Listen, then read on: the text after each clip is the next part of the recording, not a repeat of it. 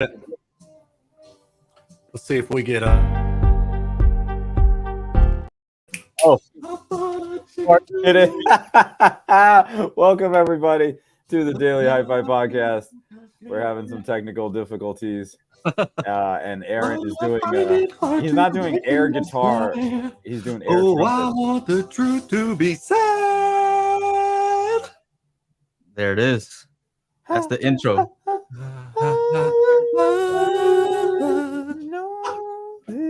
Oh, look at Joe's face, man. Chana, man, we'd have had so much fun if I'd have been able to go, man. I know. Look. Bodie says, Chana, it was cool to meet you in person. My wife was happy to meet you too. She's not really into the hobby, but is in the background when I watch it on YouTube, and said that it'd be cool to run into you, and you did. So awesome. Yeah. That intro made me feel like I was watching like some kind of old Adam Sandler movie or something. Mm-hmm. Yeah. Could be worse, man. Could be a whole lot worse. Was that one of the songs they played on one of them? I feel like it was. I mean, it could have been. It Like- could very easily be in there. 50 First Dates. Not that I've ever watched any of those. Here, check it out. No, I love those movies. What are you talking about? Look who I found. I found this guy. I think he's stalking me. Are you stalking me? Sir, have you renewed your car insurance? Who is that guy? That was Ike. I've never heard of her before. You never heard him before? What's up to the folks right here in the chat, by the way? We got What do I see Bodie, Joe, K-Man. You're right. Ryan, bro. It's in The Wedding Singer at the very end when they get married. I just Googled Michael. true Adam Sandler, and it's in there. They actually get married to it at the end. Sorry. Go ahead. Right boy, That's what's right. up? What's up? Yeah. Jeremy's in the house. John, Steven, Victor Boyd, Scruff King, and Tim Perry, of course. Yeah. I wish you were there. I wish you were here, Aaron, but at the same time, I kind of was glad you're not. Well, hold on. You guys remember in Lord of the Rings when he's like, when Bilbo is like, and I like half a dozen of you half as much as you deserve. And everybody's all like confused. That's fair. That's fair. Jerk face. I didn't realize Ike was that tall. Big hello from the Netherlands. What's up, Poncho? I just tall. Master Juan, the bad guy, 56. What's up? What's up is Aaron missed out the party of a lifetime Sounds like it. because of his back. Know it. Sounds Yeah. like it. You're You're not even. I'm not even Where are you? back, dude. I'm still in the hotel, bro. What? Yeah, I'm still in North Kakalaka. I'm still in North Carolina. My flight here, I got to the airport plenty of time, and my flight from here to Minnesota was delayed, which means my connecting flight, I wasn't going to make it.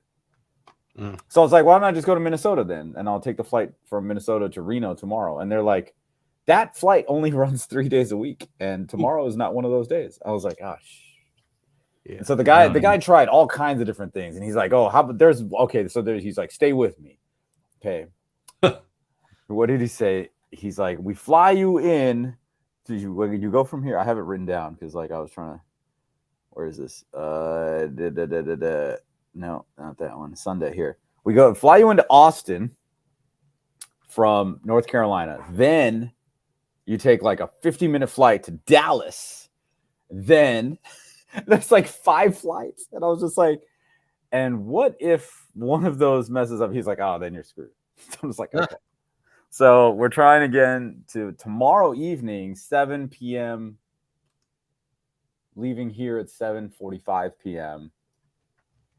Going through Salt Lake City, and then I'll arrive in Reno at 11:59 p.m., which means I'll get home at like 3 a.m. Wednesday. Mhm. And I called my work and I was like, hey, I'm not going to be in for the next couple of days. I'm stuck in North Carolina. Sorry. Yeah. So, Well, hopefully there's some other people who are stuck there that you know, maybe you can hang out with some there, folks. there was somebody from Harmon, and Heather was so nice. Oh, I got this audio advice shirt. she just happened to give this to me yesterday, and it's coming in handy because I got no clothes, no clean clothes. Awesome. So that helped out. Rent a car. Yeah. Cross country trip. No thanks. So why don't you give us some insight as to some of the stuff that you saw? I know you have a few videos, but you've been keeping us up to date. The dudes that are in our group chat.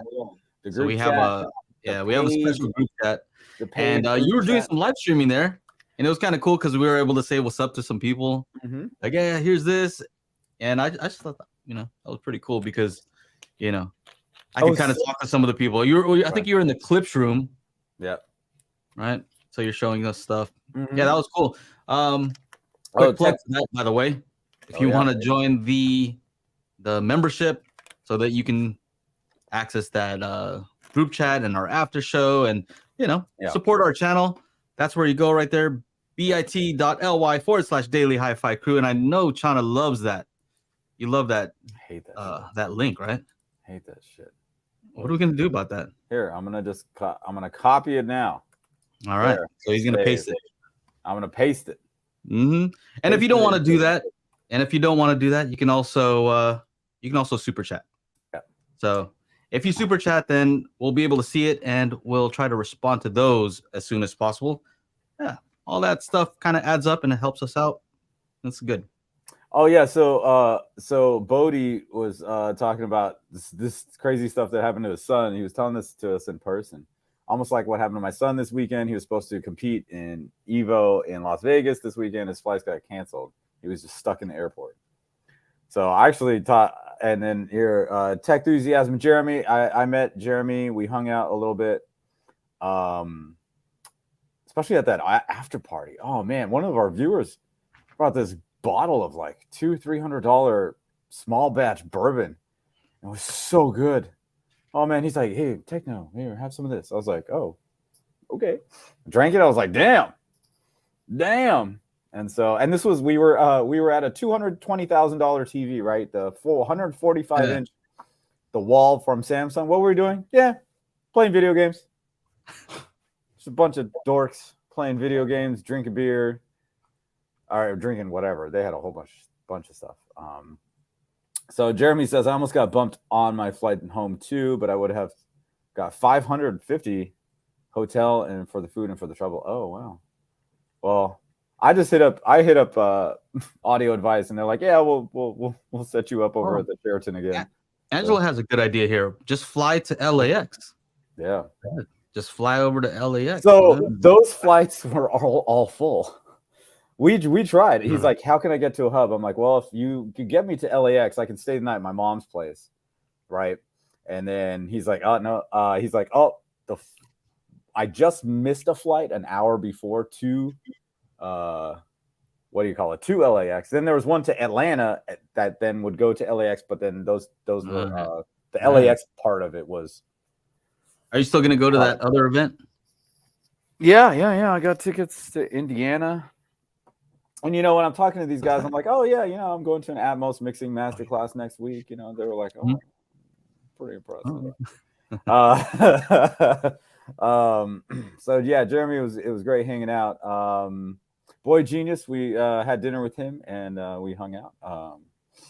We went to that steakhouse, fantastic steak. Just awful long wait to get the food. Smelling good or what? What are we talking about?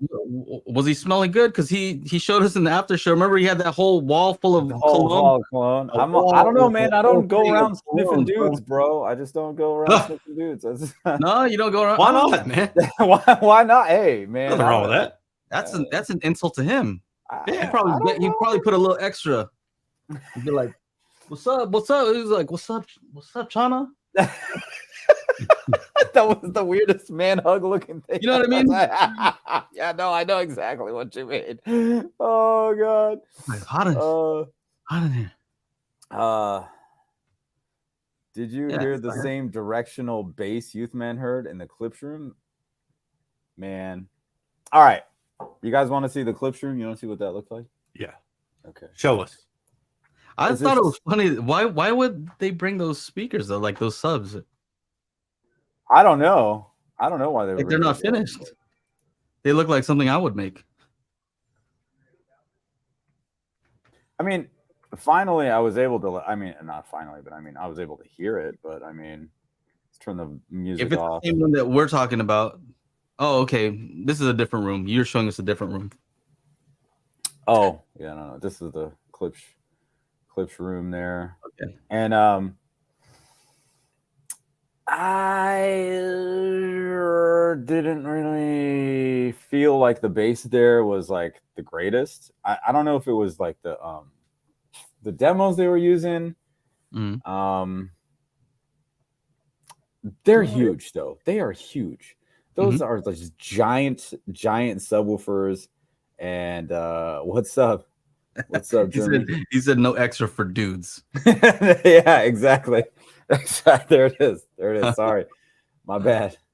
What else? Hold on. There's another there's a closer. I got closer here. I just need to mute this. You guys are funny. Bodhi says me neither. No extra. There it is. So I mean they're just giant. So these are the 8-inch woofers here. These the towers that have the 8,000 the 8,000 F, right? So just for like a size comparison, like you can kind of have an idea of like what that's about. But those are deep though. That's the funny thing is they put it flush here, but if you look up like to the back, it's like deeper than it is tall or wide. Oh, wow. Oh, look, somebody else from Kef. She just texted me. Oh, today's a shit show with all this weather. I'm stuck in Atlanta overnight. Should have just stayed in Raleigh. Delta was offering a $1,200 flight credit to fly out tomorrow. Damn. So this is a different room than the Klipsch one that you showed, though, because you were showing some. I don't know. They looked like some. Were you not supposed to show those or show what? What am I showing? What am I? The one with Roy in it. Oh, like you do with us and something. I don't know. Where's those look Ike? like some. Where's Ike? I don't know. I mean, no, I know. I had him on. Didn't I have it on the live stream? Yeah, I mean, all I'm saying is like they weren't even covered, right? They were just straight like the MDF. Yeah, they were just boxes. Where were they? What's the Klipsch room? I'm looking through my photos on the. Okay. Excuse me. Oh, I think one of the coolest things because, Sasha's always like, I don't know how you do it, but you just find a way to make everything about you, and that was the coolest part was meeting viewers. This guy. Look at that outfit. Yeah. Oh, dude, and it totally became a thing. Like people were like, "Hey, love your outfit." I was like, "Oh, thanks." And one time, just once, I said, "Hey, wait till you see what I got for tomorrow." And then I heard Ike say that to somebody else. Somebody else was like, "Hey, nice outfit." I'm like, "Oh, thanks." And then Ike's like, "You should wait to see what he's got on." So then all these people are like, "Man, I can't wait. What are you gonna wear tomorrow?" But it became this weird thing. Yeah. Because again, I just made Audio Advice Live about me, so that's that works. Romper. Yeah. Let's see. This guy, he's a viewer. He ended up buying a disc from me at the show. Here's more of the Klipsch sub. Like I was trying to get it to like what? Like look how big this thing is. Like the AVR is on top of it. That's huge. It's just so massive. Like I don't know. I mean, you guys have a lot of room in your living rooms and stuff. I don't know, man. I don't know. It's pretty big. I couldn't put that in my living room, let alone two. They had two of them in this room. You saw the depth of those things though, right? Yeah, they had them like outside the door. That's how we knew Klipsch was at the end of the hallway. So yeah. They were so like they're pretty good about like not showing it in their photos. Yeah. But Do like I have one from in this one, it's kind of obvious. You see this one here? Let me add this. You see? Well, let's see. Hold on. Yeah, you see how like big it is? Yeah, no, it's angle, huge. But on this one, it's kind of obvious. It is huge. Oh, here. Yeah. Yeah, I thought I videotaped it. Oh, I showed this to you guys in the show. Add to stream. Mute screen. Okay, there you go. Yeah, it's just trying to. Come on. There. And look, do I go to the back and see it? Oh no, oh, you can kind of see on this furniture dolly here, like how, yeah, it's still hard to see, but it's huge. Like the depth is just, dude, it's a lot. It's a lot. I mean, kudos for them to make something, go crazy and make something. Yeah, and to be clear, I'm not making fun of it. I think it's a good choice. I think making a larger enclosure is a good choice for a sub. Yeah. Okay. The best thing went deep, but hey, yeah. Yeah. All right. So the best thing to do is to just kind of go through what I have on my camera here. All right. First things first.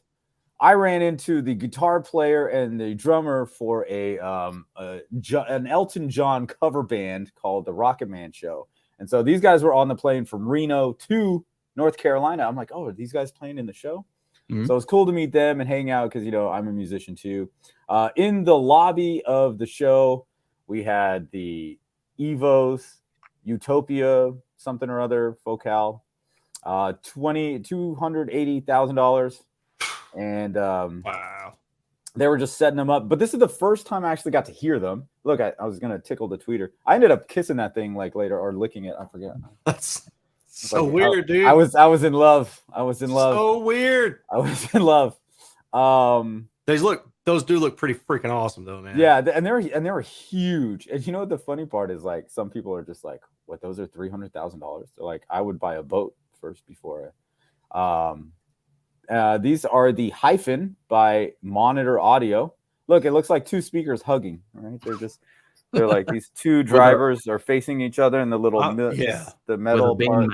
I'm really interested in those. I was really wanting to hear those because that design is crazy. I mean, the design, it's a cool design. Like a huge coaxial or something. No, the center is not a coaxial. So they did the same I'm thing. saying, like, the way that it is, like, it's a bunch of mids, right? Like, and then it's got a tweeter in the middle of it. So it's kind of crazy. It's like kind of like what Tecton Tecton does with their thing, like kind of like the Tecton. Hey, that's cool though. That's cool that they're doing something different, Yeah, it's different. Yeah, you see a little bit in the middle there. Yeah, there's nothing wrong with that. But what's the price on those? 100,000 for the pair. Can you see the so that's a rough price. Yeah, no, it totally is. And then you can see like the two woofers here. They were powering it with those 50th anniversary Mark Levinson monoblocks. I don't know if you guys seen my video on that from thing, but here's a setup here. So what's the configuration on that? Because what are the woofers firing towards each other? Or? Yes. The woofers are firing toward each other, both of them.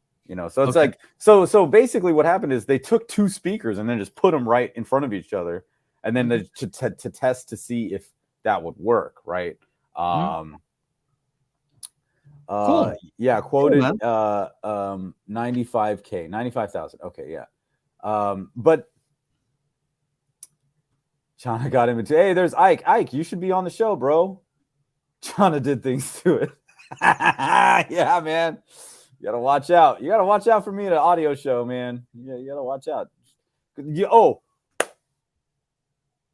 Where's Ike at? So the MoFi distribution. What's the Instagram? Let's go to MoFi distribution.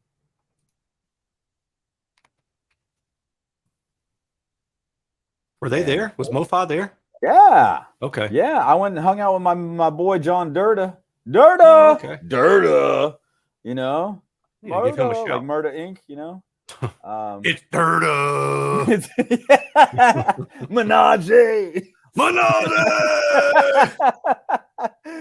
When I said that, he's like, this other guy was in the room, and he's like, oh man, you just totally aged me out, bro. All right, so check this out. No, that didn't say. So we needed more power when Technodad visited and dropped some bass-laden EDM through the source points. Easily one of my favorite moments of the show. So what that means is, so they were running this amplifier, which is sexy. This is one sexy machine, right? super vintagey. Where is it? I'm looking for it. Did I find it? I did not find it. Where is it? There's you saw how I tagged you in that though, right? Yeah, because he used my they had my old one. Where did I son of a no, that's it. That's my dog.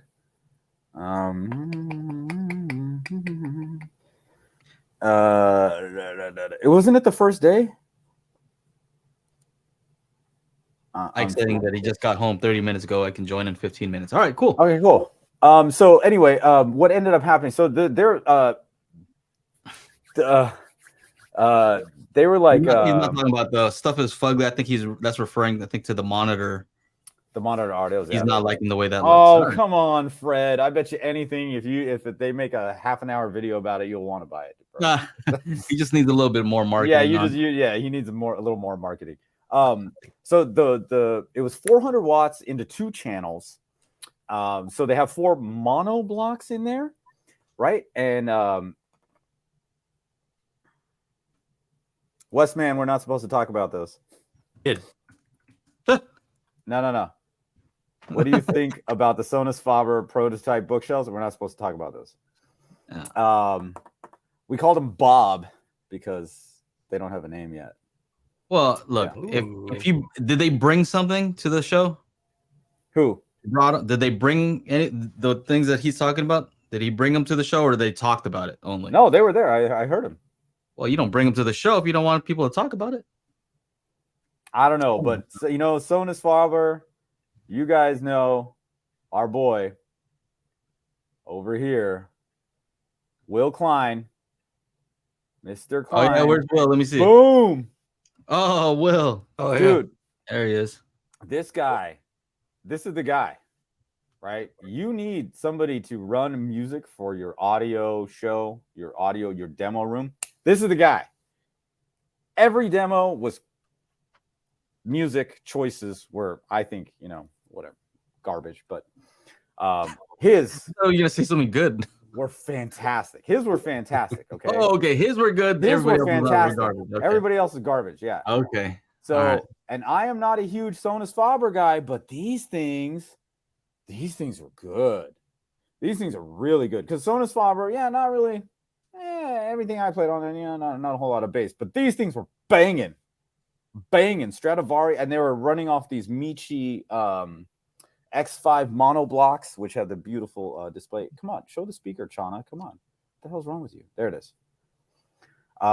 These things, they're big. Okay, they're big. Dual 10-inch woofers, and man, I was like, hey, Will, you have anything with bass? He's like, next track, you came just in time. So and man, they were banging. I was so surprised. And there's that their little windscreen. The string thing. Their grill, the acoustically transparent grill.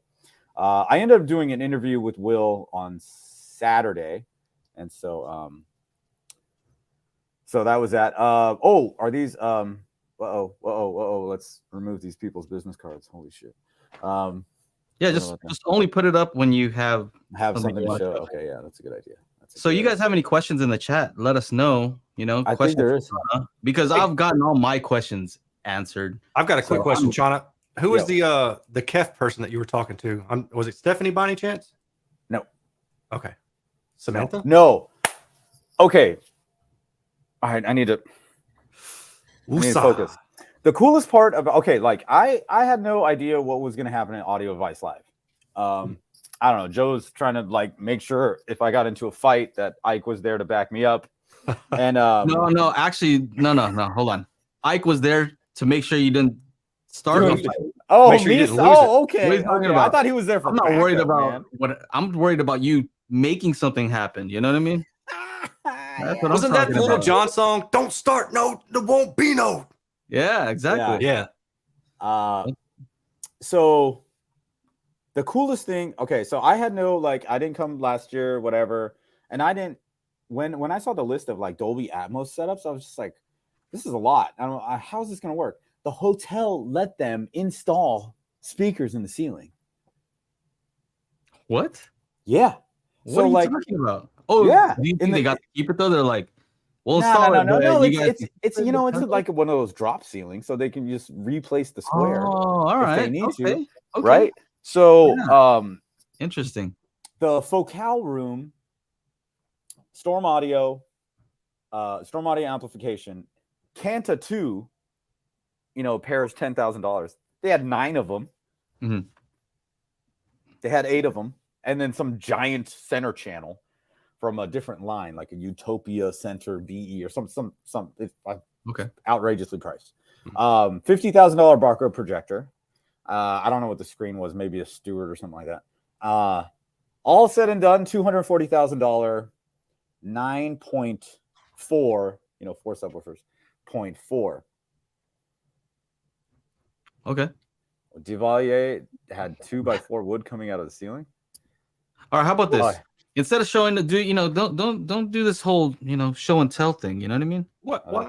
That's my thing, bro. That's why don't you just tell me the stories like you were on the phone? Okay, tell me about, like, what happened. I'm sure everybody would be interested in some of the stuff. Okay, so that you experienced. Okay, so there was that setup. Then there was the there was a B&W setup using their B&W I can find that one pretty easily. Okay. I think using the B&W what is it called? You know, those little theater speakers. They look like ET. And why is my Google Photos not working anymore?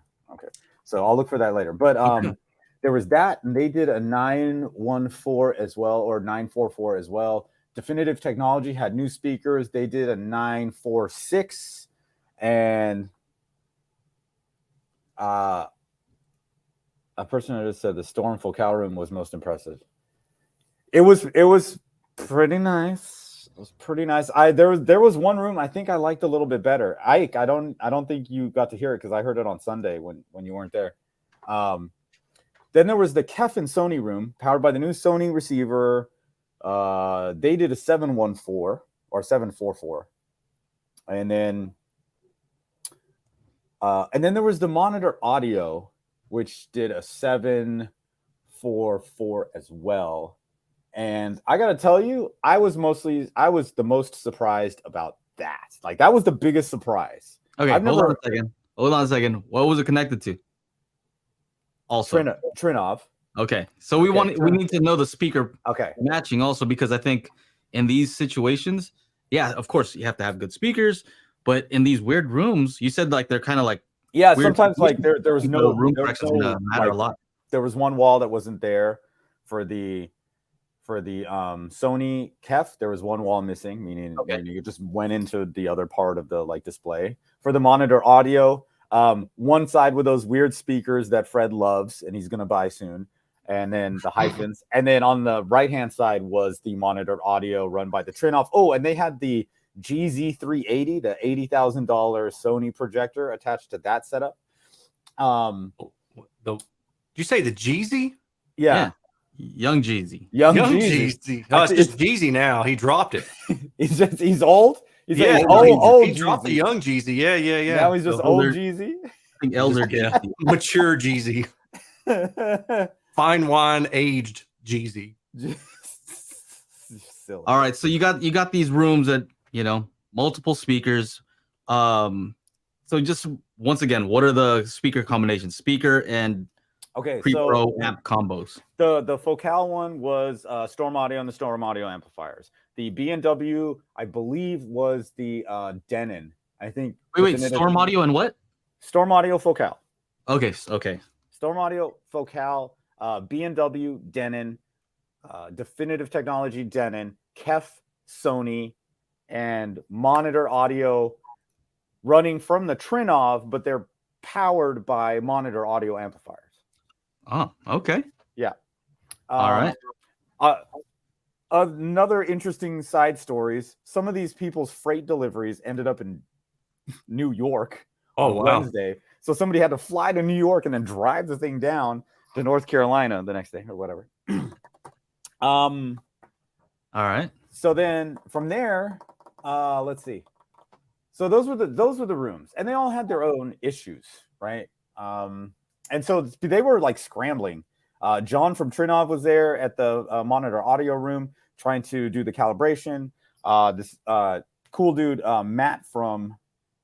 Oh, you're right, Billy. You are right. I'm just mixing things up. Marantz AV10. You would have loved that with the matching amplifier. Fred, you got to get the matching amplifier, bro. Sorry. It looks pretty sexy together. And then you get those little hugging speakers, and you're good to go. You're right. Bodie's right. So what was the deal? What sounded good? Like, tell us about each room. So, you know me.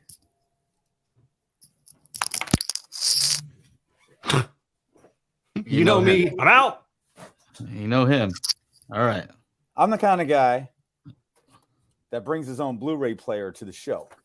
Yo. Right. All right, so you get your own Blu-ray player. And I was talking to these guys. I was like, "Hey, can I play something on your shit here?" And they're like, "How do you do that?" Because everybody had a Kaleidoscape. I was like, "I brought my Blu-ray player. Let's plug it in." I brought HDMI. I brought extension cord.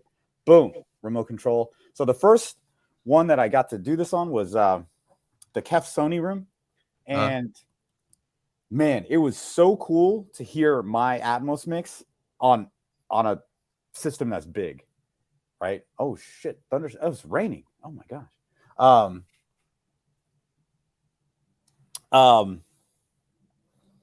Sorry. Oh man, a lot of shit going on my phone here. So we're sitting there, and then the guy from Sony was like, "Wow, this is awesome. This is really immersive." I was like, "Oh, it's so cool!" Like I got to, we ended up. I only wanted to play the one song. I ended up playing 4 songs, and then people wanted to come in to do a demo, and so they just kept watching my stuff, and they're like, "Where can I find this? Who's this techno dad?" Like all these people. It was hilarious, and I loved it. I loved it. It was fantastic. So then I went over to Storm Audio. Hey, I brought my shit. Let's play it. So I heard my song in there, and then I heard my song over at Monitor Audio. And then they had some weird thing going on with the setup for Definitive Technology and B&W. Like, I wasn't able to plug in. I was able to plug in the Blu-ray player, but they had a video feed going from a different location from the projector. The projector was not connected to the receiver. Okay. Right? It was connected to another Kaleidoscape that was mirrored to the other Kaleidoscape, providing the audio to the receiver, right? So all I want to hear is about how each one sounds. I just want to know. Actually, I do know. I'm just pretending like I don't know. But yeah, tell me what's up. Like, so. Okay, so for the Sony and Kef room, I thought portrayed my mix the best possible way. Sony and Kef. Accurate. Yes. When we were in the Storm Audio, it was harder. You and you were like, "Oh, they're probably running Dirac ART." I'm not sure why they wouldn't, right? Because that's like the main thing they have going. Like they have the exclusive on Dirac ART, and so I would be amazed if they didn't run that. And so, what was your impression of that? System. So it was harder for me to locate specific sounds that I knew where I placed them, as opposed to the Kef Sony one, right? Okay, Snoots is saying that they were using art. So that's interesting though, and I thought the coolest part is that you made the song. You know exactly where you put it visually on the panner. You've listened to it on your reference system, so you know everything. You know how everything's supposed to sound. You're the guy who made it. Yeah. So it's interesting that you're listening to it on these systems. And so you're saying on that particular system, what? Not as precise? Yeah, things weren't precise. That was the problem. Things just were not precise. And a few of the effects, because I had these drums go like from bomb bomb bomb to like bomb bomb bomb, like it's moving around the room, and it's switching. It's switching from height layer to right, because I want to make it sound trippy, and so that was one of the things that was interesting, and the Monitor Audio was also pretty faithful. I could hear the things going around. And I was unfortunately I wasn't able to hear the B&W room with my stuff or the definitive technology with my stuff. However, they were all playing a lot of the same demos, so I got to hear their demo, the same demo on pretty much all the systems. And the B&Ws, yeah, not impressed at all. Which B&Ws were they? I'm trying to find the video. Were they like bookshelf speakers or No, there was the theater thing. Oh, okay. What day why was weren't you impressed with them? Like, what about them weren't you impressed with? I don't know. It just sounded kind of flat. Oh, here. I think is this room? No, this is the Sony room. All right, here. Let's see. This is the what did I do? Did I delete something? No. All right. So here's the Sony room. Why are these not coming up? God damn it. So you're talking about the 801s, 802s, like the ones with like a No. They're home theater speakers. They're like the little boxy ones that look like ET, you know? Like ET. What boxy ones look like ET? All right. Hold on a second. Bowers and Wilkins. All right, here's the monitor audio system. All right, so these are their S300s or whatever, and these are passive. Oh, damn it! I press these buttons properly. Okay, so here's the monitor audio stuff, connected to the Trinov, right, and then the big Sony projector, right there, the Big Daddy, the Mac Daddy Hattie. Then let me find the other rooms. What did I do? Did I delete something? This one is the Barco projector. Here, what is this? Okay. Oh, here's Ike. All right. So this is us listening to the present, share screen, Google video photo thing. Okay. Boom. All right. So this is the focal room. You know, there's Ike, and you see the Canta in the back. Yeah. So Canta in the background. I took actual video of this, like, you know, other stuff. And what is this one? I think this is the Sony Kef room. I don't know if. Oh, you know what? I know. It was the second day. Derp. So Bodie's saying that he heard port chuffing in that monitor audio storm.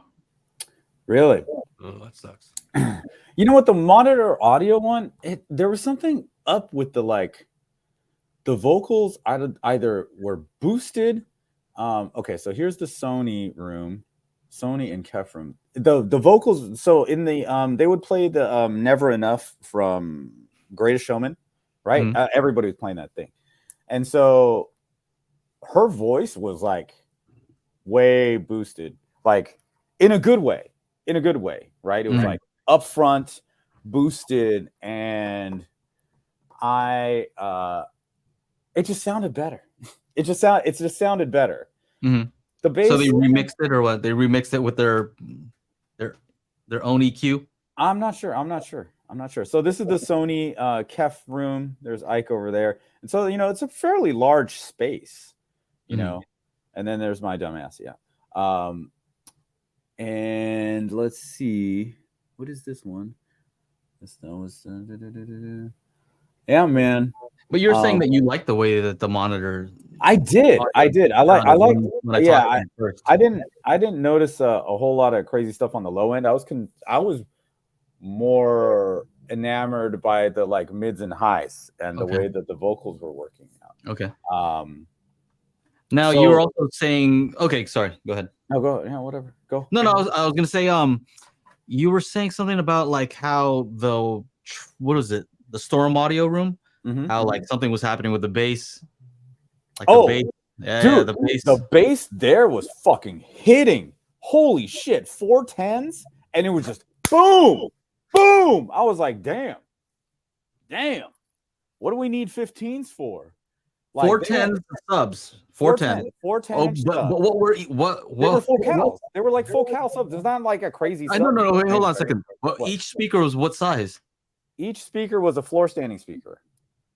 With what size drivers in those? I don't know. Full cow Canta 2s. I mean, no, they're like what, 6-inch, 6.5-inch. Really? Yeah, they're not like huge. Okay, so not crazy. Yeah. Yeah. But okay. All right. Okay. So those aren't crazy. No, all they're right. like 6.5-inch drivers. All right. So the bass, they had the bass dialed. Like it was powerful. It was thumpy. A lot of impact. It was pretty fast. Yeah, it's pretty fast bass. See, that's the thing that I think that Dirac ART can do. Uh-huh. I think that it really does a good job of, just taking out I don't know, like whatever's canceling. So bass, typically you'll get some cancellations.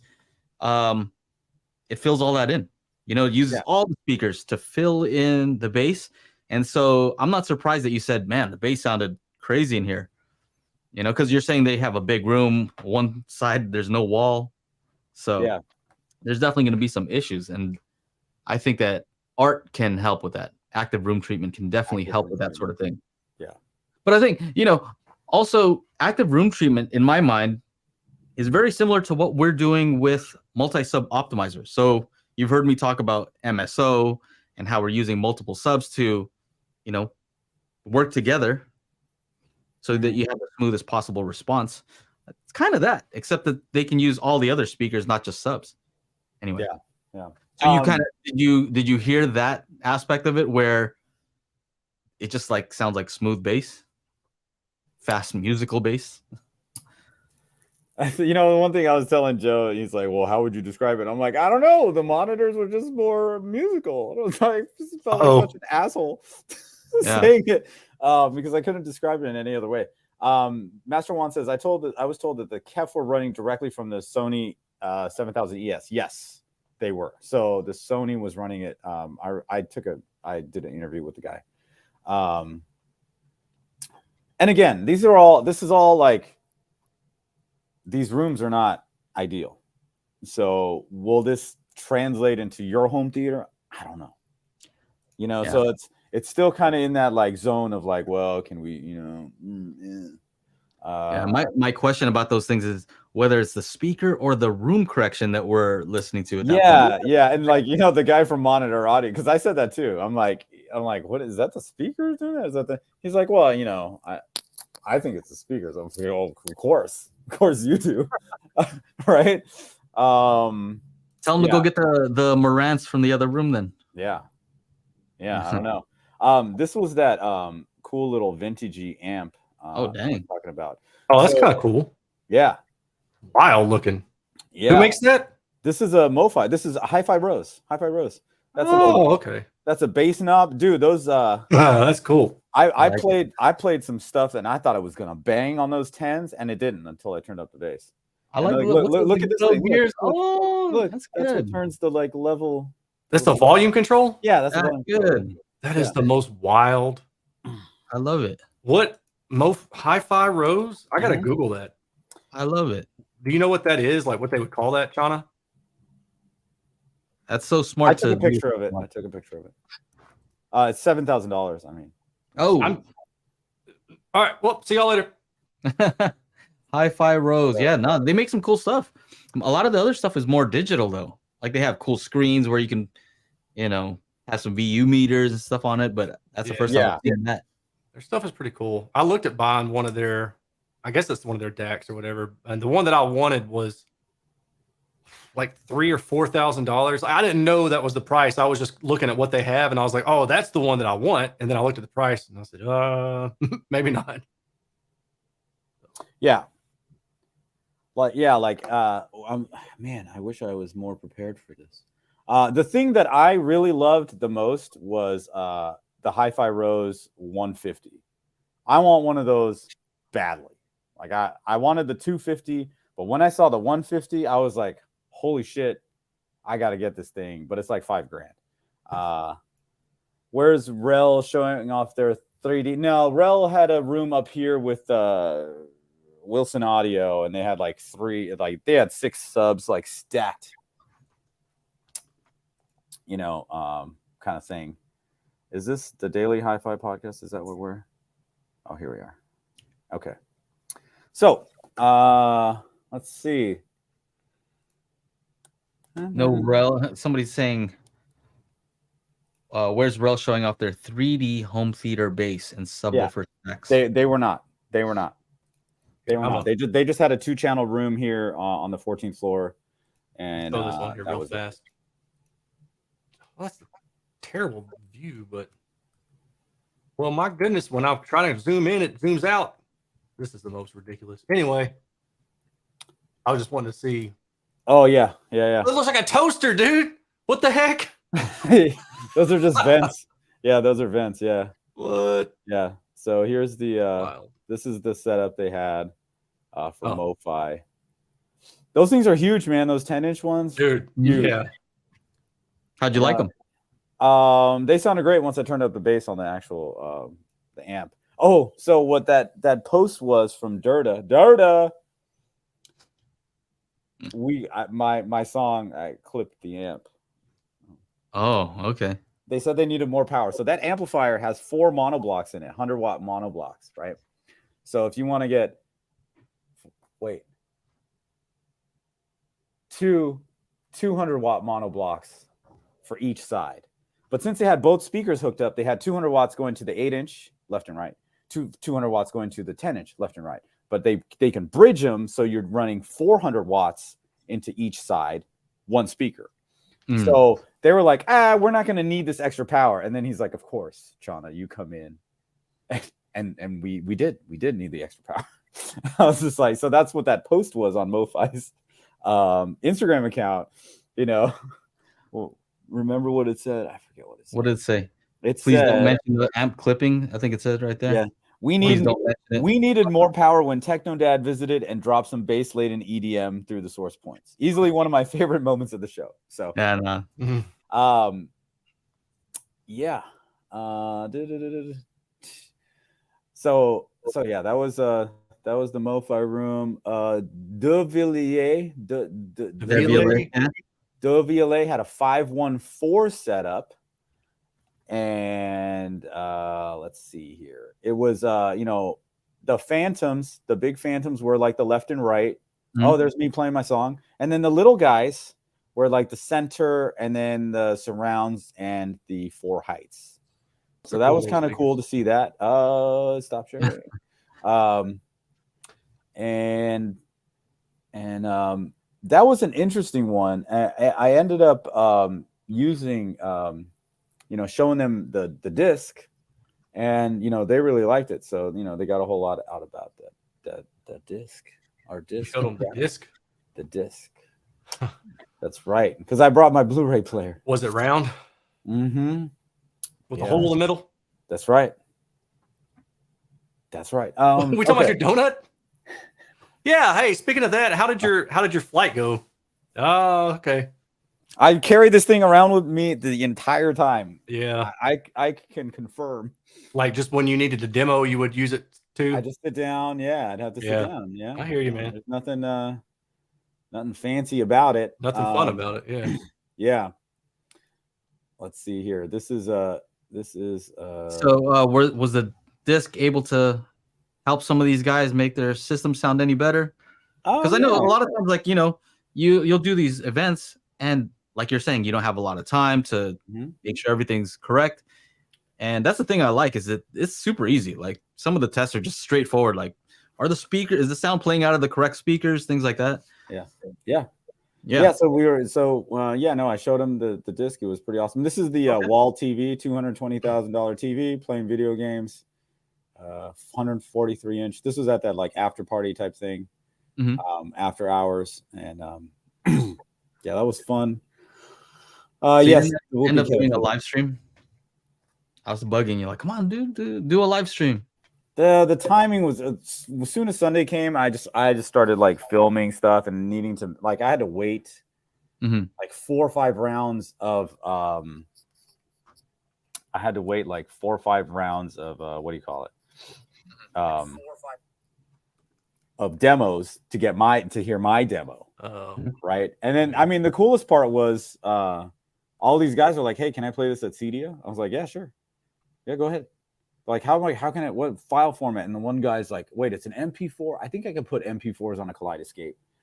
So they're trying to figure out how to do it. They're like, this is really immersive. I got to get this. And somebody was like, can I buy this?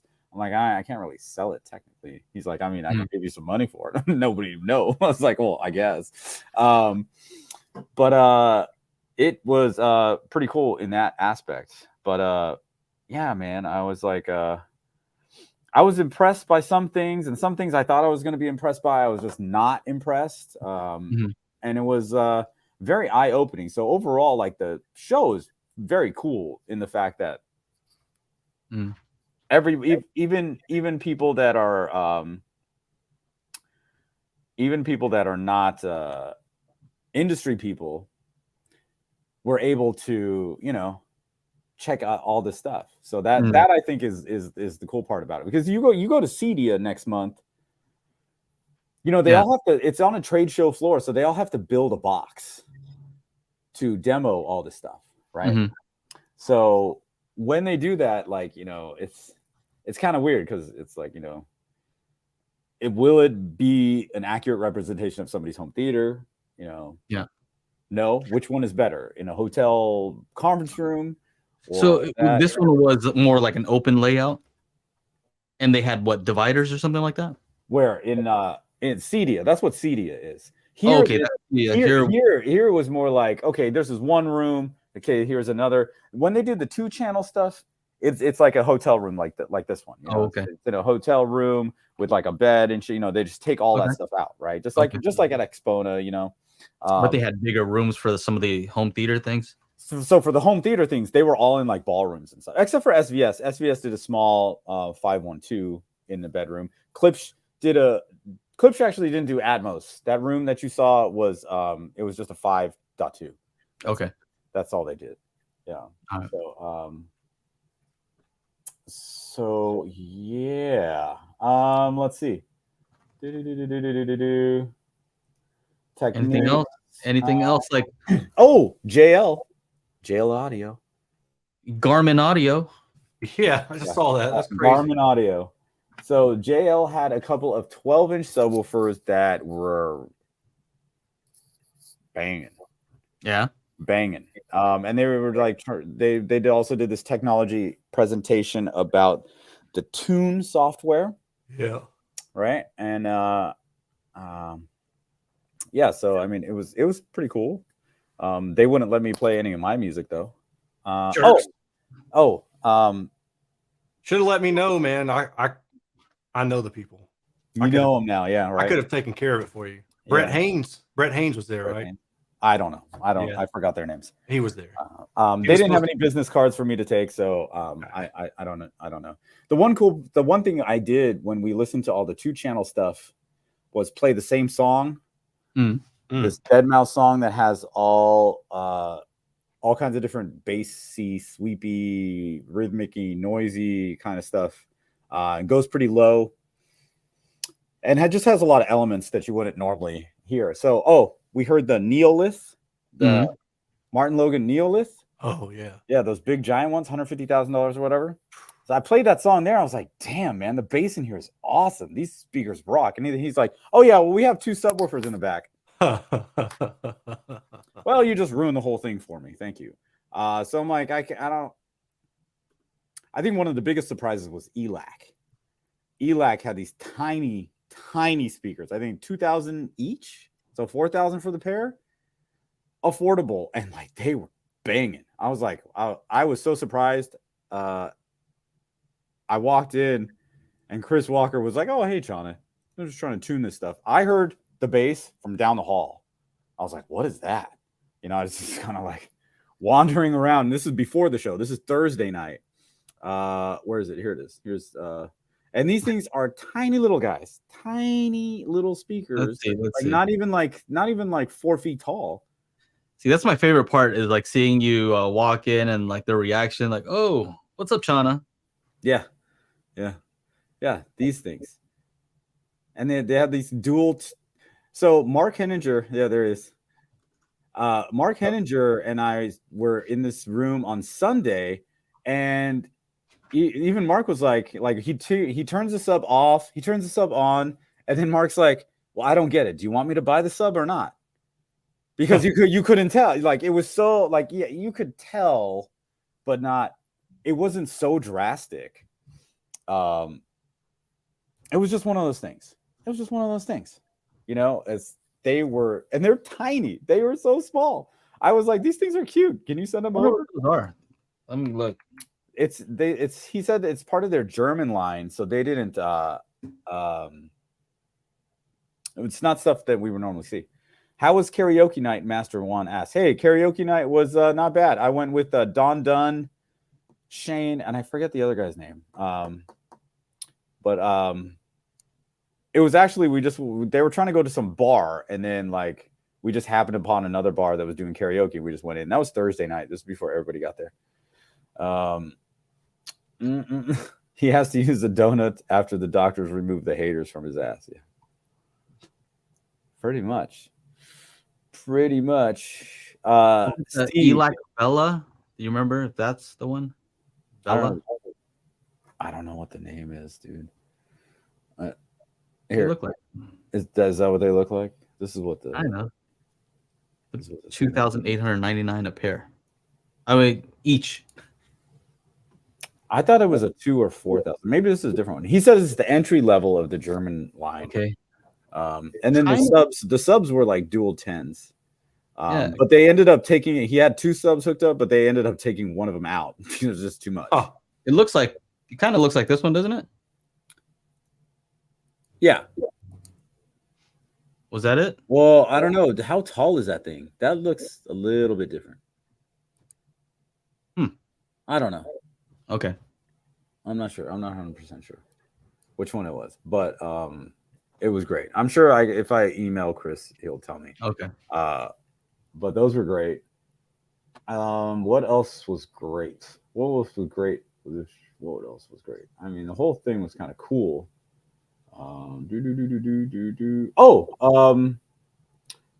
These new BMWs on the 2-channel side, these things sounded fantastic. They're pretty pricey though. Let's see. These are the 700 series. You guys see it on screen, yeah? Let me throw it up there. Yeah. These things sounded great. Right. It's just running off of a Marantz, whatever, 40. So how about what's somebody saying here? I think Bodhi's saying, did you check out the Kef R Meta Theater in the same suite with a video game simulator? Yes. The video game that had okay, so the video game had like 3 screens. Is that what you're talking about, Bodhi? So they had 3 UST projectors projecting the front and then the left and right, and it was all like merged together. So it's like this 180-degree viewing situation when you're playing the video game. So I played Forza 5 a little bit, and it was really cool. But some of those, like if you change the view to those things, some of them, man, like after a little while, I start getting nauseous. I was just like, I gotta stop this. I gotta stop this. And that was definitely cool.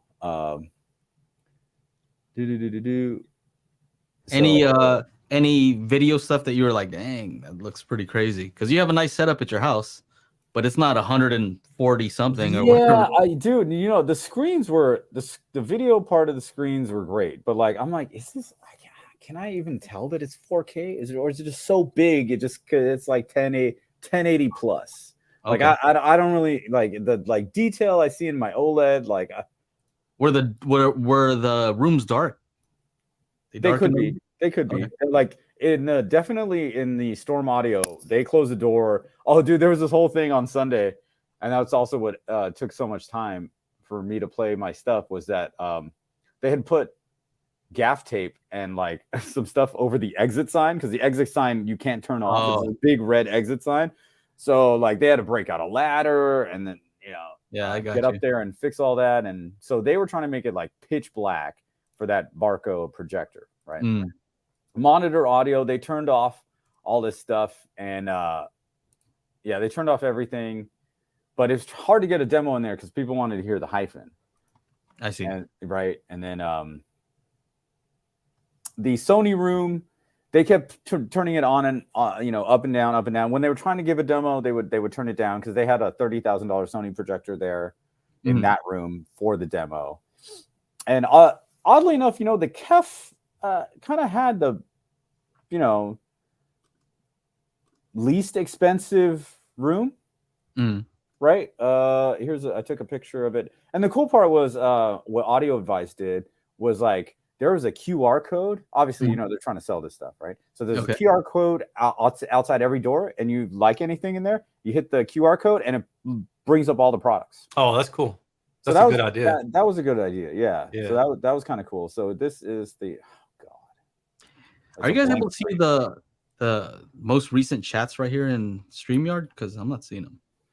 Maybe I have to refresh. Oh, I see them. I see them on my other chat, but I don't see them here to bring them up. Right. Let's see. Oh yeah, it looks like it quit updating. Yeah, that's weird. Oh, what? Okay, all right. It's not just me. All right. No, it's not just you. It's not you. It's me. All right, 36 G's. All right. Okay, so yeah, sorry, I was looking at this. So the speakers, if you take out these 4,000 for the subs, the speakers themselves are like, you know, just over $10,000. How many speakers were in? So you got 6 floor standers, a center.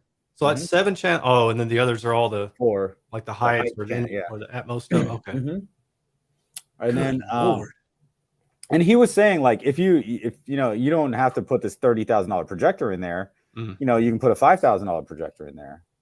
So, you know, and then you don't need a kaleidoscope. Who wants that?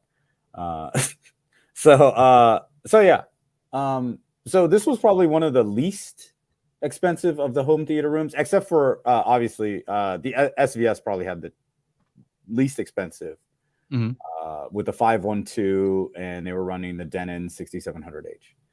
So yeah, this thing isn't updating, is it? What if we go to like banners and then back, or private chat and then go back to comments or something like that? No. Okay, so what else? Kaleidoscope's coming in with that market price. Yeah, market price. If you got to ask.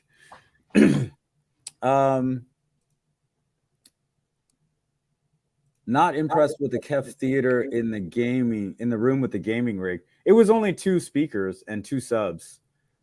So not the coolest. Yeah, I got a video in there. I didn't. I was just trying to have fun. I was just trying to do some shit and have fun. I wasn't all about like trying to videotape every little thing. Oh, here's a cool pic of myself and Mr. Cody from, you know, home theater hobbyist. So we got to hang out and we partied a bit at the after party too. Actually, I don't think he drinks, so we just hung out. Yeah, I was drinking, and neither do I. And neither is there. Oh, remember yeah, that comment? I was like, I heard you guys promoting. I'm like, you know what's funny? Let me just say this real quick. When people like don't like something that someone says on this, I'm always surprised because it's like we actually have names. Like each of us has our own opinion, but they're like, you guys. I'm like, oh, right? Why you guys? Like, so anyway, yeah. If I say something that you don't like or is out of pocket, you should be like, that asshole Chana said some stupid shit and I didn't like it, right? Yeah. Don't say like, oh, and if I'm drinking on stream, that doesn't mean I'm saying you go out and drink. That means I'm just a guy I'm just drinking on stream. Is this a Pepsi? I don't know. Is there anything else in there? Look at me, I'm promoting coffee. Is there? Ever see the back of a $20 bill on weed? Is there a guy in the bushes there? I don't know. Red team go. Red team. Yeah, you know. Who knows? Dude, stop being paranoid, bro. Yeah, no, it's just funny because truly we have different opinions. That's the whole point of this. If we all had the exact same opinion, might as well just be one of us. Yeah. Who needs all of us, right? If you guys, the reason I have this up on screen is because this was actually a pretty good version of the song Sound of Silence, and they were using this, and like, dude, there's a lot of bass in this. If you guys want to check this out, they were using that a lot at the show, so it was interesting to hear 2-channel. Oh, also, finally, at all these years, well, I don't know about all these years, but I was finally able to hear some per listens in person. Let's see. Okay. Right. All right. Fidelity Imports was there, and Eric was there. Dan wasn't there. And I was like, man, that Dan Romer, he's a genius. He's like, yeah, and I'm so what, John? I'm just nothing. And I was just like, oh, I'm sorry, man. He's like, yeah. He's like, yeah, I did like 10% of it too. You're like, what's your name again? I felt so bad.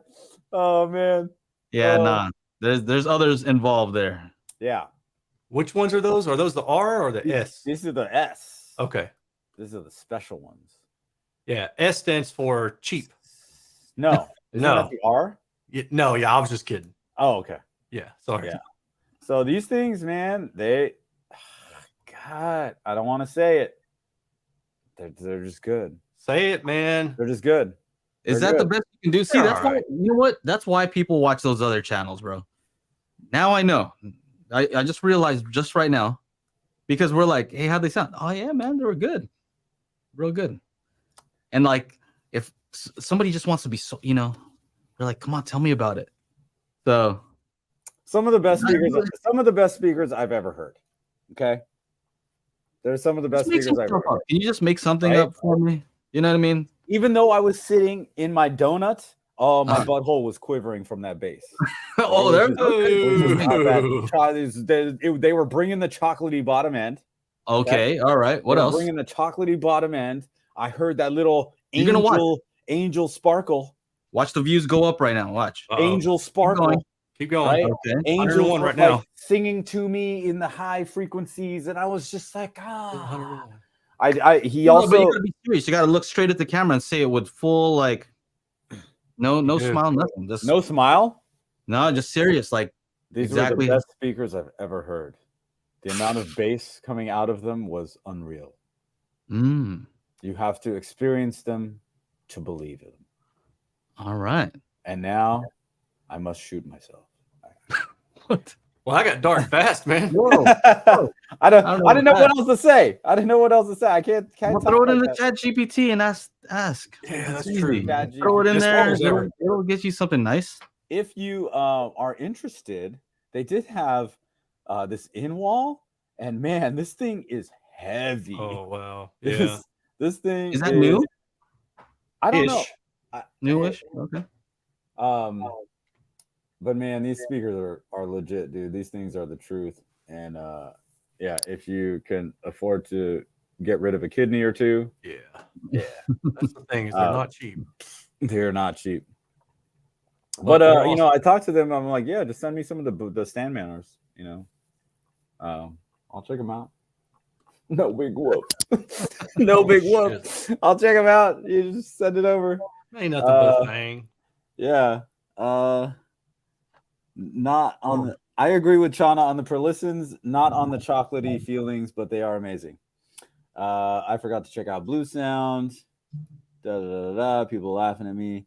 Yeah, I can't wait to go back to some of these events. I'm gonna just start making up words. I'm just gonna start coining my own. Might as well. Yeah. Fun that way. Yeah. Price, hey, we're going up. There you go. Yep. It's weird that the comments aren't loading on the StreamYard thing. Yeah, that's weird. We can't pull them up. So anything specific about the per listen something that you haven't heard before, or what was it about them that just made the overall sound was just like, to me, almost perfect. Right? I did play my songs, and there was no random subwoofer in the room, like with the other things. Even the Kef blades, they weren't in the right. I heard the Kef blades. They weren't in an actual. They were just kind of like in the passing by. Were they out in like the lobby area? It was like above the lobby. Yeah, but there was like holes here, holes there. Yeah, everywhere. I wonder if that's the same setup they had for our last year. They were just standing like.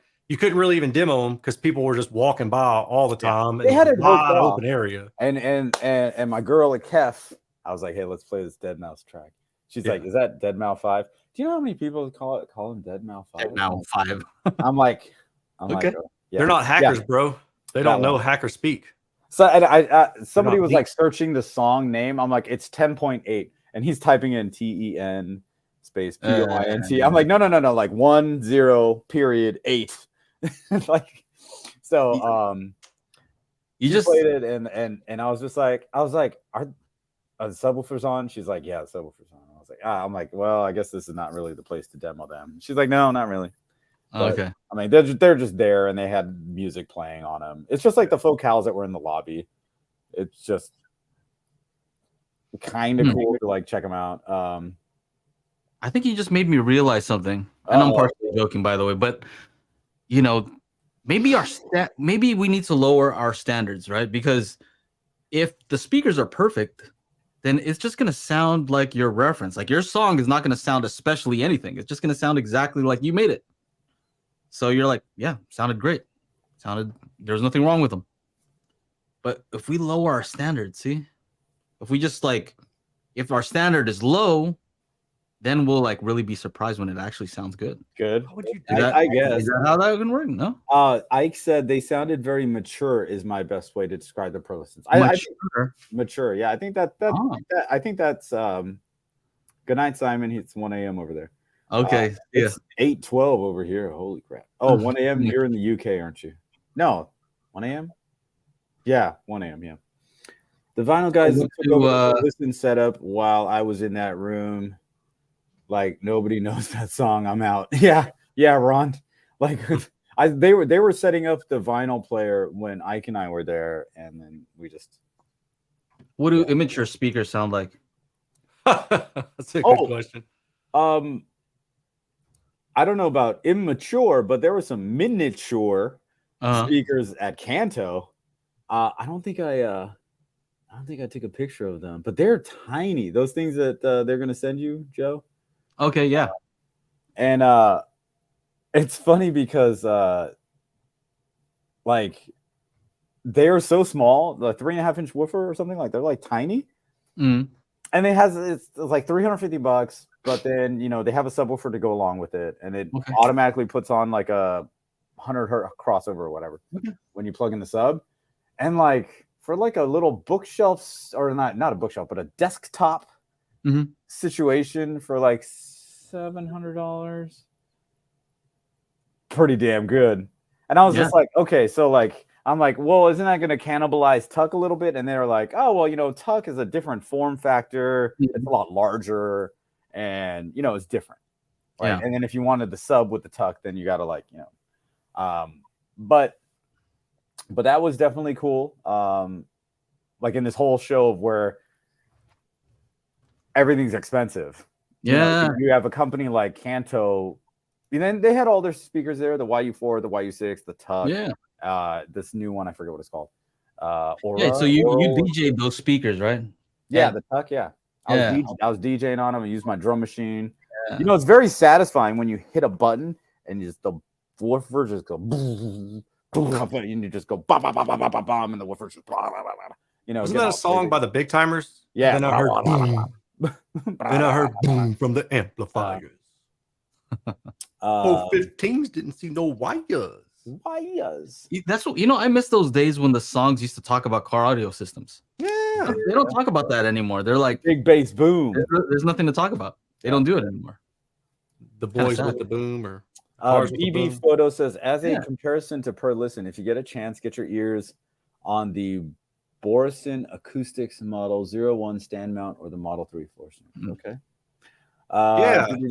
Hey, Borison. So let's talk about that company. I emailed them. I should find the email and just show you guys, but I can't. I emailed them and heated. He's already heated, ladies and gentlemen. I'm not even mad. I was just like, what? So I emailed them and was like, I've had a lot of people ask me to review your speakers. I heard them at the show. I was really impressed with them, and I'd like to review them. And I got a reply back from them, and they said, I'm trying to make sure I get this right, that they looked at my channel and that they don't think that my audience is the right audience for their speakers because I don't review, I guess to them, high-end enough speakers. And I was like, well, I mean, I've reviewed plenty of speakers that are 10,000 plus per pair. I replied back and I didn't get anything from them. I was like, all righty. Okay. But like, Like, why would you not? I don't know. Like, why would you if you're like, well, I don't like your review style, that's one thing. But why would you handicap yourself toward getting your name out there if you're just concerned that the audience may not be the right people? Like, what audience specifically is going out and buying $50,000 speakers? Like, tell me a channel. I know of one. Tell me 2 channels that do that. So I was just surprised by the reply, but at least they were honest. I'll give them that. Yeah.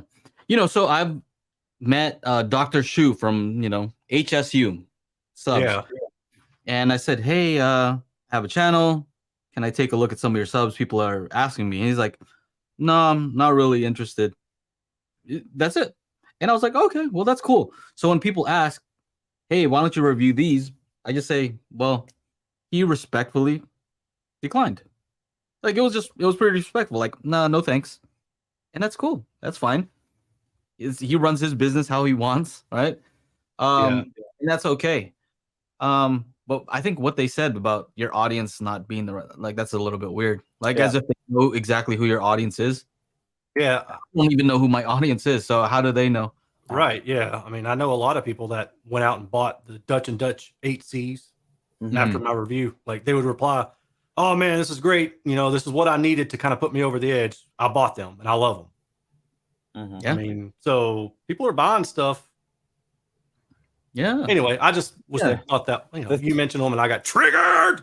The comments are funny. $10,000 speakers are for peasants to them. Yeah.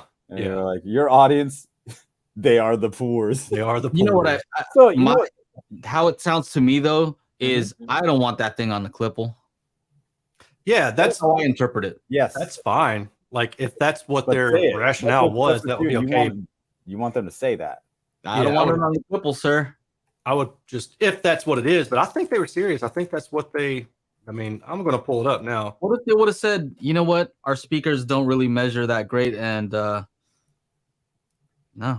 we don't want it on the Klipsch. Hi, my name is blank, and I work at the marketing department of blank. Blank told me that you have reached out to us. Thank you very much for your interest in our products, and thank you for reaching out regarding making a video review. I very much like your content. However, I feel that the content you have done so far on your channel, the general price range on the speakers, does not match our speakers' price range. And for that reason, I fear your audience is not potential customers for us. That said, we might enter blah, blah, blah, blah, blah. And then I reply back.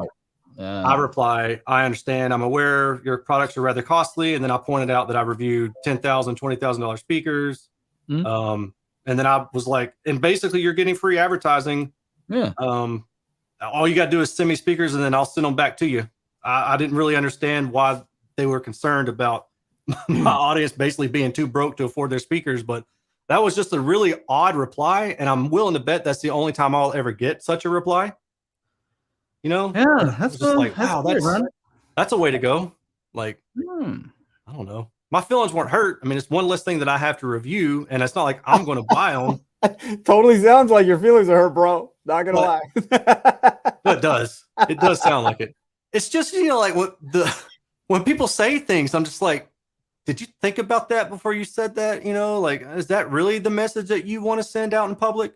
Like, somebody replied on one of these videos a couple weeks ago and said something about me, and I was just like, but why? Like, why do you feel the need to say that publicly? And then he replied back, and I was like, dude, you said it. I'm just holding you accountable for it. Like, Steve with an F says they are Danish guys, Aaron. You know what? Something I learned is that is true. Various countries, they have different attitudes towards marketing in general. So I'm not even joking. Like, oh yeah, no, I was laughing at somebody's comment.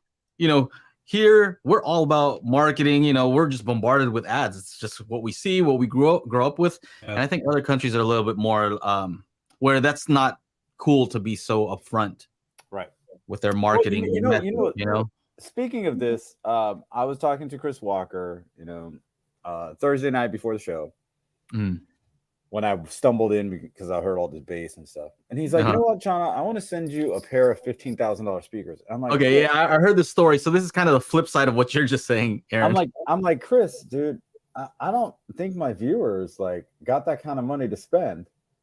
You know, like that to me, that's a waste of him sending, you know, that stuff. I'm cool to check him out, Right. But in my mind, you know, I'm like, I don't know if that's the right fit. And he's like, I just want content on him. I'd like to send them to you. I was like, okay. I'm like, while you're at it, send me the subwoofers too. And he's like, yeah, sure. He's like, you know, I'm going to send the subwoofers to Joe first. I'm like, yeah, perfect. Because Joe's going to take the measurements and all that stuff. And then I'm going to put your subwoofers up against the per listen single 15 that I have. And pretty much, I'm just going to try and break them. Yeah. And he said, okay. Sounds good. I was just like, oh. Like, that's a real conversation. That's how it really goes. I was like, I'm like halfway joking, but at the same time, I'm like, I think he's serious. I'm like, okay. No, he'll do it. He gave you permission, man. And he's, you know, the other thing he said, he's like, I know, I'll get a nice, honest review from you, Chana. I was like, okay, cool, let's do it. And you know what's funny? I played that song, that Dead Mouse 5 song for them. And then he's like, dude, we added your song to our demo playlist because it's actually really good. That's cool. And our speakers do it well. So we're gonna continue using them. I played that song on the Kef Blades. I played them on that song on the Per Listens. I played that song on the what is it, the Neoliths. Every 2-channel system I was there and sitting at that they would let me put a song on. I played that song so I could hear all the differences. But like some of the systems were just like, oh well, there's subwoofers. I'm like, okay, well, that's not now we're done. Why'd you have me play my song when you know I'm trying to figure out how the speakers do without subs? Yeah. So like for ELAC, I've been dealing with ELAC for a long time. I don't deal with just any company. And I deal with ELAC because of exactly what you just said. They're like, just do your review. You know what I mean? Just be honest. And when sometimes it's not always good stuff. And they're like, well, that's true. That was fair. I agree with that. I agree with the assessment. Right. And so not every company, as you can tell, is not like that, right? No. Some companies don't want to hear anything bad about their stuff. They don't. And they especially, I mean, clearly they don't want to be on the Klipsch. Right. You don't want to be on the Klipsch. Don't be on the Klipsch. I would expect that those speakers, I mean, because I heard them, you know, like I heard them at the show and I was like, man, these are awesome. So I was like, I would like to, and I said that. I said I would like to do a review, and as part of my review, I measure and I do all this other stuff. But I would like to review them, and you know, I could put the word out there because I was really like, for me, when I hear something that I'm excited about, like I want other people to know about it. You know, I don't like doing reviews just to do them most of the time. You know, like what I'll do normally is what people are interested in, or something new comes out I'm interested about, then I'll review it. But I would prefer to have something fun to talk about than something not fun to talk about. So I was excited about that one. On that, I was talking to a company. I guess I don't know if it matters if I say, but a lot of times I'll get speakers in for review that have DSP. And the thing that pisses me off the most is when they don't use the DSP. It's like, okay, you have active speakers, and then the frequency response is fixable because I can check, you know, I get an idea. I'm like, why do you have this frequency response? Do you not know how to use PEQs? I don't understand. Like, just change the setting on there. Just use different PEQs, and your speaker is going to sound a lot better. So I don't get it. Like, that doesn't cost you really any more money to do that. So what I told this company, they said, oh, okay, I got a new speaker out. I'm like, okay, is it active? Does it have DSP? Yeah. All right. Why don't you send it to me, and I'll tell you if I think the DSP is good just to begin with. And if it doesn't, why don't you fix it before you release it to the public? Because to me, that's a win-win. Hey, there's a thought. Yeah. Why not? It's a win. So I know a lot of people might look at that and be like, ooh, you look like you're colluding with them. I'm not even asking for any money. I'm not asking for it. I'm just saying I would rather you guys put out a better product so that the people who buy it get a better product. It doesn't cost you any more money. And I'm happy to do it because if I review it, now I don't have to say, oh, speaker could have been good if they would have done this DSP. You know, now they can just, the speaker has good DSP. Right. The end. Right. You know, I didn't even see this. Jeremy says, we're not sending the speakers to Greenbow, Alabama. I know. I like that. That was, oh man. Maybe that was it. Maybe this. It was the funny. state. It was the state. Maybe We'll send it. so. We'll send some to California and New Maybe York, so. and Miami. I mean, Miami's not a state, obviously. What's your opinion on that? Alabama. What I just said though, like, would you say that that's maybe not cool to do? I'm kind of curious what other people think about that. I mean, if you're helping them make the product better, like why would anyone else care? You're colluding with the manufacturer? No, you're just making the shit better, right? Yeah, it's not like if I got paid, of course you should say, hey, no, hold on a second. They hired me to consult with them. Okay, that's a different story. Yeah. I'm saying send it to me. I'm not going to charge you. I'm just gonna tell you what EQ I would have used. Mm-hmm. And maybe you can use that EQ. I don't know. And then you make it better for everybody involved. Like, what's the problem with that? So you guys let me know in the comments too if you don't think that that's right. If you think there's something wrong with it, I like to listen to feedback. Well, people would be foolish to think that a manufacturer isn't going to at least look at your data, whether or not they want to do something with it. But you and I both have had companies that have, after we've done a review, they've made changes. And re-released a product or released a later version with some updates applied, like the Numi stuff. Yeah. But I guess where I'm coming from is it's such a waste of resources when they do it after the fact. Right. After they made a bunch of them, they released it. Now a bunch of people have bought it. And now it's like, oh, well, that whole, batch is no good. Like, why don't you just send an early sample? You know what I mean? I don't know. Yeah. Kind of makes sense. Here's something that's interesting. Like, what if you were to take all these things and just smash them up and make a new product that fixes all these things? Right.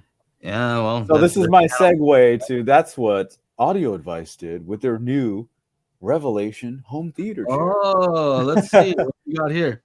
We've got Scott here and Mark Henninger. It's funny. The Audio Advice guys are funny. Like, obviously they invited me out and to take video make content about their show. And it's funny because they're like, so did you get any good footage? Like the first day, I'm like, man, I'm not gonna videotape anything. And they're like, whoa, something wrong.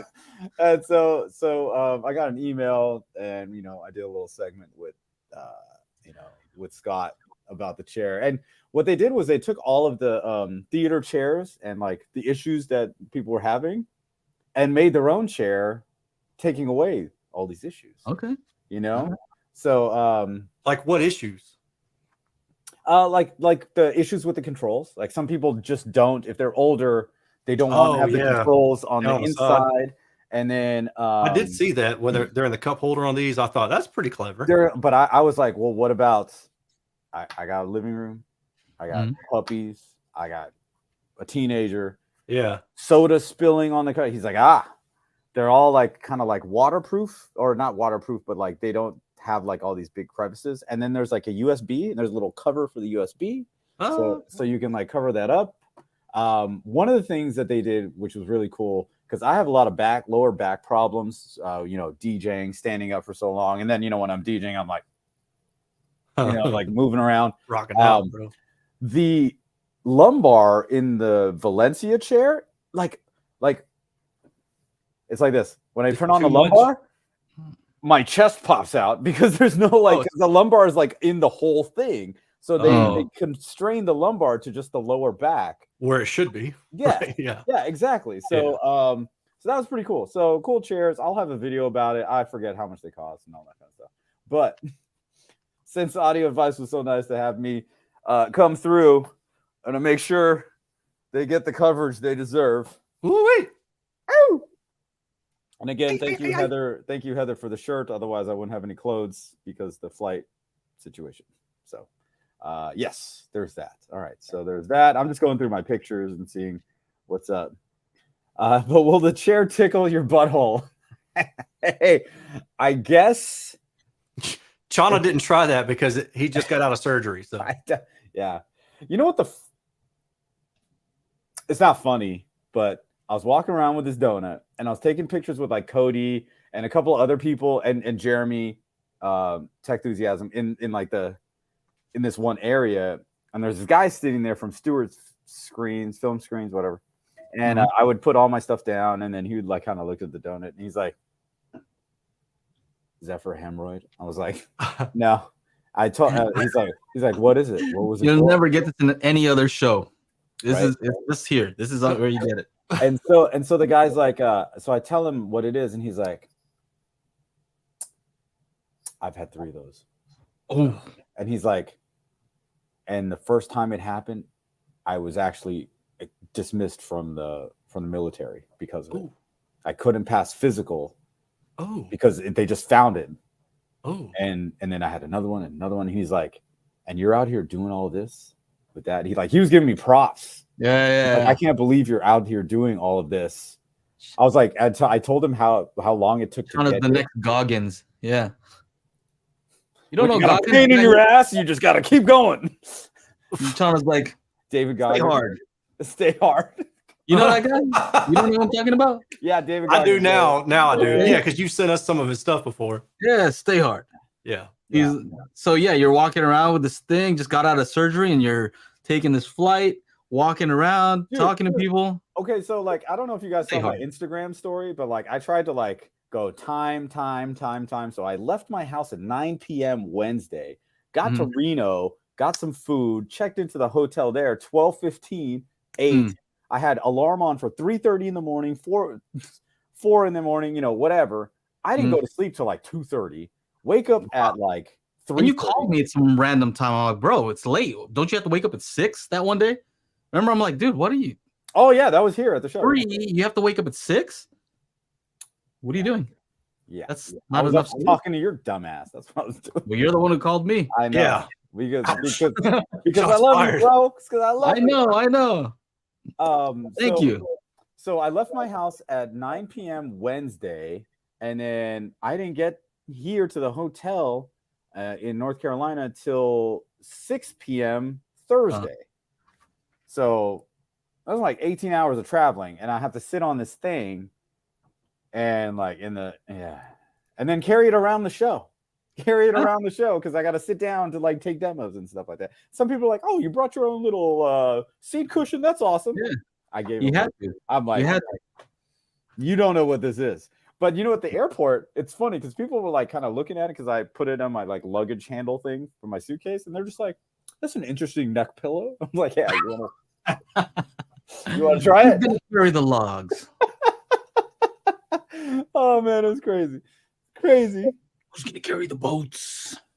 He's like, Fred. He's like, you have a really strong ass. Oh yeah, no, and Ike is right. It's amazing how many times Chana forgot to carry the donut. So like sometimes we're like, oh shit, I left it in the room. I'll be right back. Like we went down for breakfast, and then they have those hard ass wooden chairs. I was just like, I went to go open the chair or pull the chair. I'm like, oh, Ike, I gotta go back to the room. Yeah. Yeah. Oh, and then Ike surprised me by saying, "Hey, so Ike drove 18 hours to get here, and then wow, he wasn't staying at the hotel. He was at a friend's house, which was 40 minutes away from here. And then the Friday night, he's out of the blue. He's like, "Hey, man, my friend's gonna take off. I'm gonna sleep on the couch in your room." I was like, "Okay." Okay. So like, I was totally surprised, totally caught off guard. It's like, all right, whatever. And so he did? Because I thought you were joking when I heard that. No, he totally did. Like you were serious. Okay. Yeah. See, that's what happens when you join the Daily HiFi Crew. You get a free place to sleep. No. When you need to. No. No. I mean, it just happened. Not just anybody. Don't. I tried. There he is. There he is. I tried. We're about to pass out. There you go, Ike. Yeah, man. We have some good folks. We have a good time, and we really get to know each other. So that's what you get. You know what I mean? That's what you get. Yeah. What else? I had a quick question. Yeah. What's up? Unrelated to this stuff. Do you have any more stuff related to this so we can just kind of keep it all on topic? I'm trying to look at some, Tim's gonna have an easy job this week. Oh yeah. So okay, while you're looking for whatever you're looking for, okay. Here's the question. Mm-hmm. So speaker, toe in. Aaron, you made a video about toe in, toe out. Mm-hmm. Okay. Not toe up. Not toe up. Toe in, toe out. All right. And then you can, another thing is, so that's moving the speaker kind of like this, right? It's like turning it side to side. Yeah. Side to side. Okay. So what is it called when you tilt it up and down? Yaw. That's usually standing up or sitting down. Pitch or yaw, right? Isn't that the tilt? Well, there's a reason I'm asking it. Oh. You have Roll, any terms? pitch, yaw. Yeah, so that's aerospace like engineer. Airplane, roll, right? pitch, yaw. Yeah. Mm-hmm. Yeah, that's all I remember for my controls class. And then for pan, tilt, and then if you want to move it up and down, it's like jib or boom. Okay. Yeah, don't forget dolly in and out. Oh, in and out. Oh, okay. So look at you it's guys. Funny that they have all these different names. Like you'd think, like it's just rotating on an axis. Let's just keep the same name for everything. Oh, here's that Klipsch thing that you wanted to see. Oh yeah, look at this. Boom. Look at the speakers. That's what I was talking about. Those sub. Heck is that? So is that like a prototype, or is that just something they wanted to play around with and brought it in? No, they're making this.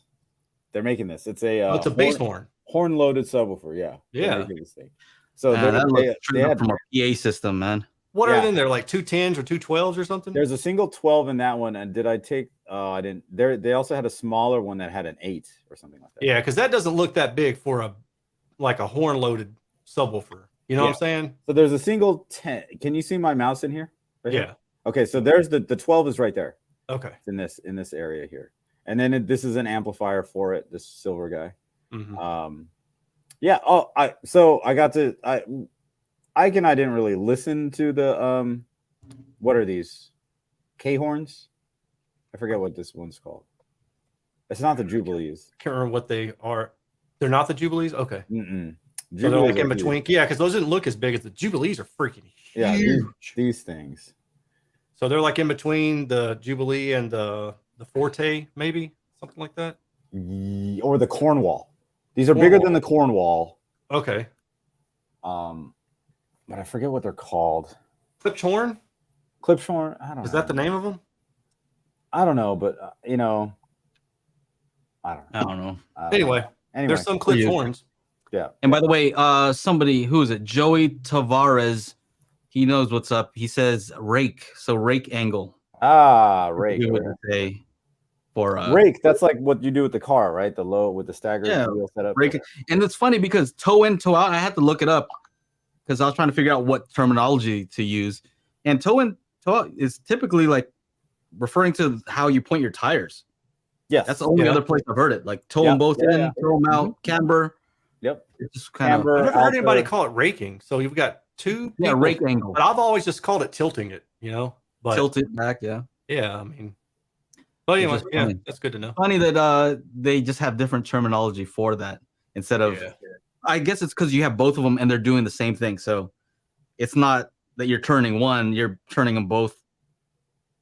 Which is weird because actually you may need one to turn a little bit more than the other.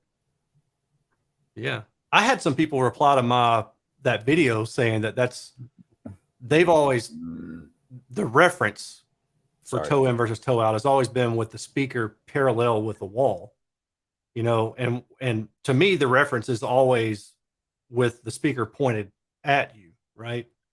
So I think the tricky thing is that that's why it comes from the car stuff though, because reference is like your wheels are pointed forward and like, oh, I think it's like in car audio, everything on axis means it's pointed directly at you, right? Like that's what it's not on axis if it's not pointed at you, period. And even frequency response measurements of raw drive units from various manufacturers, it's on axis means it's pointed at you, right? Pointed at the listener. So, but my point was like, it doesn't really matter to me what anybody else calls it as long as they understand what I'm talking about when I say. So at least everybody understands like, okay, yeah, I know what you mean when you say it. Even though I don't like it, at least I know what you mean. So I guess why I find it interesting is it's another way to adjust the sound. So towing in, towing out, I think everybody kind of does that.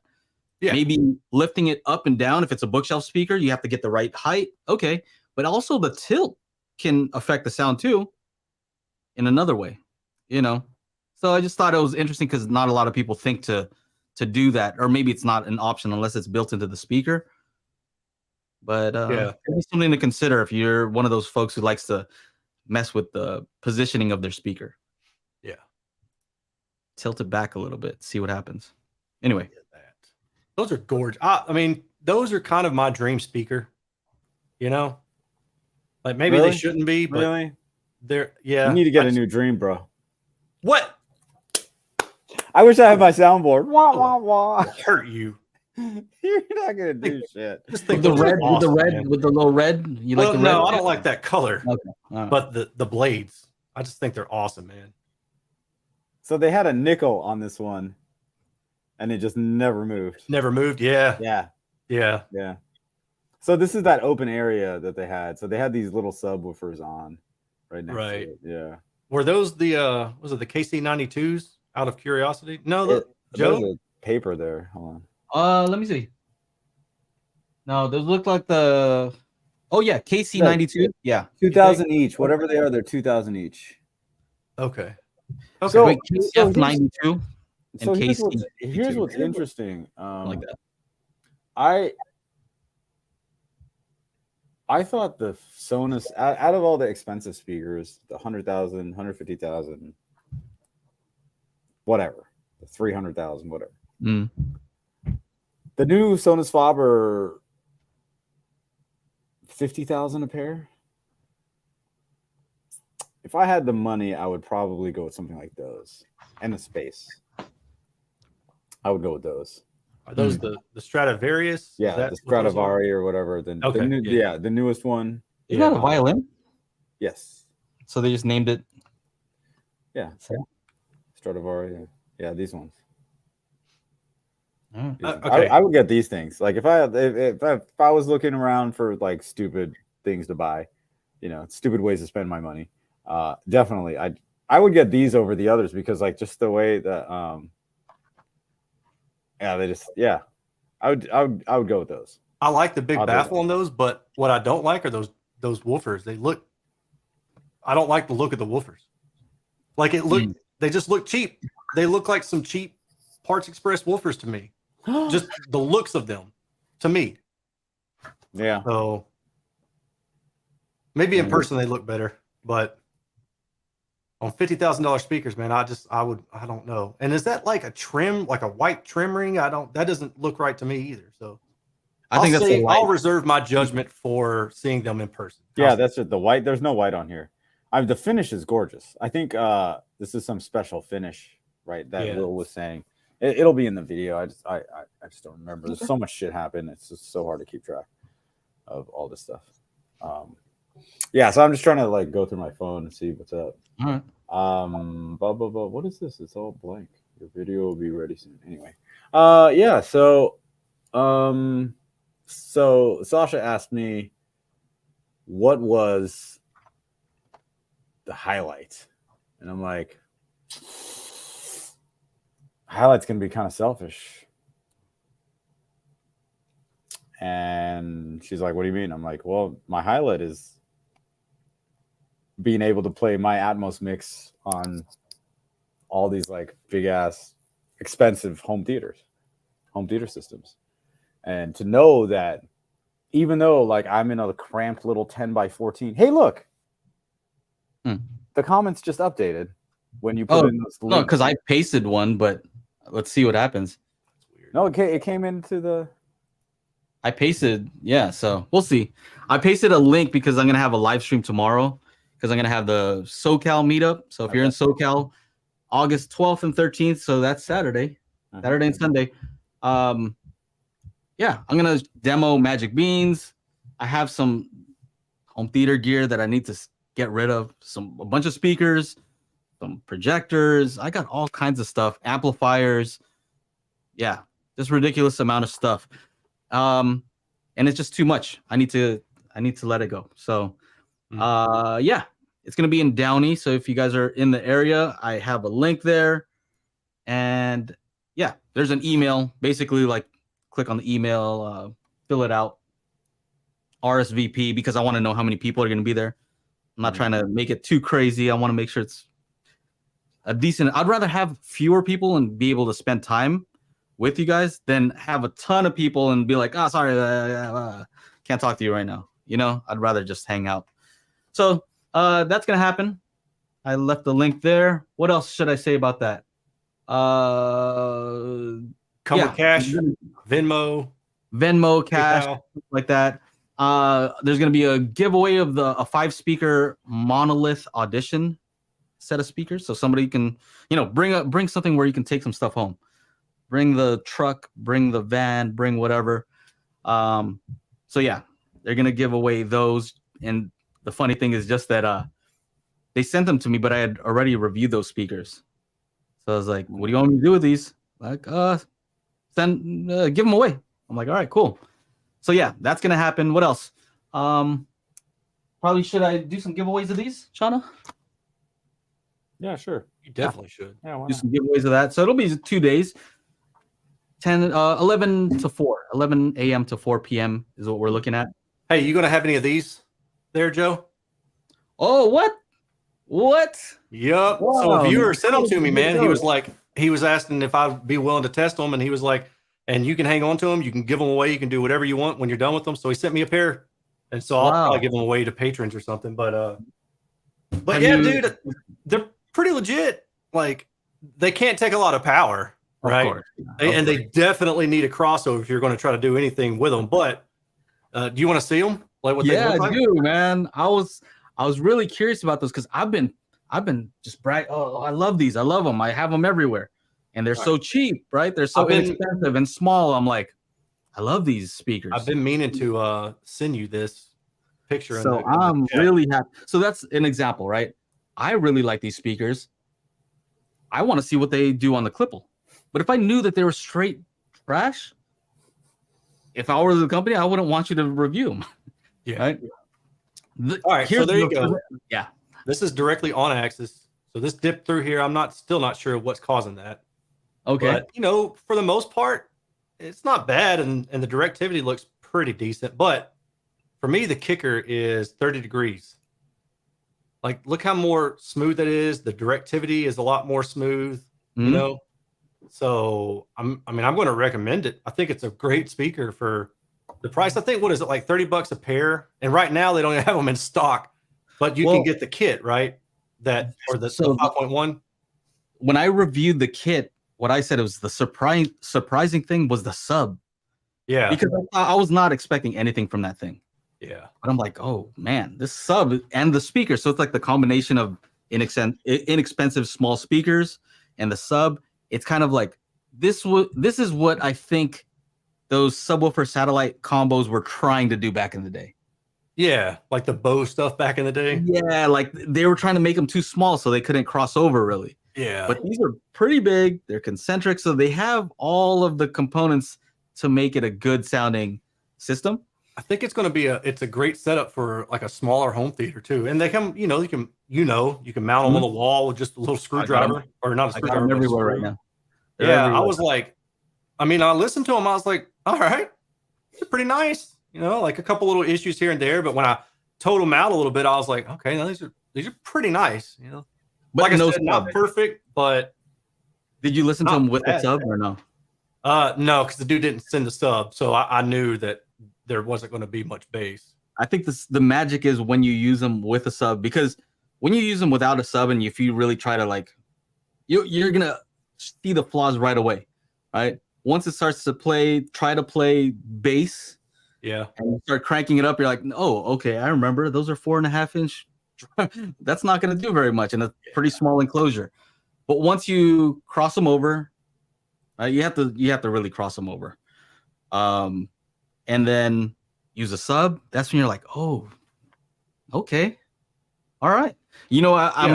I'm curious about the distortion on those though. Because that's probably where my show that to you too. Do you want to see that now, or do you want to wait for the review? No, let's just quick preview, because that's where I would expect there to be an issue. Yeah, there definitely is. The compression is not good, dude. It's terrible. Mm-hmm. Hang on. It's just cool because these are all things that I can hear, like and things that I would expect. Small speaker, small sealed enclosure. Let's do this. And yeah, not meant to play loud. So I'm kind of curious to see what the graph shows, because that'll give me a better understanding of what it means. Because I've heard it, I've heard how those sound if I don't put a sub. Yeah. And I just play music through them, or Chana sent this MIDI keyboard. If I start playing some of the bass notes, I hear them like, oh, Yeah. that's not good. 0 degrees, 30 Okay. degrees. 0 degrees, 30 degrees. I mean, that 30 degrees looks pretty good. That dip, I'm thinking it's some kind of compliance issue. And the reason I say that is because I think that I also saw something pop up in the multi-tone distortion right around there. But I'm not 100% sure. I just don't think it's diffraction, because if it were diffraction, it would level off as you go further around the speaker. So anyway. Did you ever, you didn't get a chance to test them to see how they, what happens when you put them near a wall? Because a lot of people will put them near a wall. No, I probably should. I mean, just put them right up next to a wall just to audibly test them. So that's 0, 10, and 30 degrees. Okay. Estimated in room. So, you know, possibly sound a little bit bright, but like just a little bit, probably not a lot, you know, just based off the measurement. And I didn't really have any issues with it in that regard. Okay. So this is 86 decibels and you're about 3% THD above the mid range or above the mid bass area. And then you're going into, is it like 10 or something like that? I can't remember what negative 20 is. Is it 10 or I think it's 10%. I'd have to double check that. Then if you go up to 96 decibels, it's just a whole lot of harmonic distortion. That looks pretty good. Let's keep going. Let's see. All right. Linearity. So this again is on axis. Look at the sensitivity though. 80 decibels. But so I wasn't surprised. But the F3, look, the F3 is like almost dead on at 80 hertz. And that's THX requirement. Tell me that's not surprising considering the size. That's not surprising. No, it's not surprising considering who made it and the sensitivity. But given the size, you wouldn't expect it to extend that low, right? Like generally, yeah, you wouldn't expect. I get what you're saying. So you're saying like the sensitivity, but overall, it's kind of like one of those things. Like there's a lot of other speakers that don't really do 80 hertz very well, and they're much bigger. No, yeah, for sure. So the cool thing is no resonances, so there's nothing like popping up back here in the back of the speaker, you know. So there's no resonances, and it's good. But this is a compression. All these should be flat. All these lines should be flat with an ideal speaker. There's no compression. Okay. So yeah, it's all over the place, man. When I hit it with 102 decibels, I thought I blew it up. I was surprised it still played after that. And then multi-tone. Did you do the one where you cross it over at 80? Yeah, so this is the multi-tone and negative 20. So I think that's 10% THD, or not THD, but 10% distortion. And then if I cross it at 80, it's not a whole lot different. You still got that higher frequency distortion as well. And I wonder too, like how much of this is modulation from the cone, because I've seen something similar in other coaxial type drivers, but it's been not as prominent where it's increased in high frequency, but those other ones were larger mid ranges. So they didn't have to move as much to give the same amount of SPL, if that makes sense. So I wonder how much of that is some kind of modulation. I don't know for sure. And I think that's... So, yeah, that'll be interesting. I'll wait for the full video, because what I would like to do is... I'm probably going to ask Tim to edit this for me and just send it to me. Yeah, there you go. But you can EQ that, you know? Like, you could EQ that dip out if you wanted to. Anyway. Let's see, where's that dip again on yours?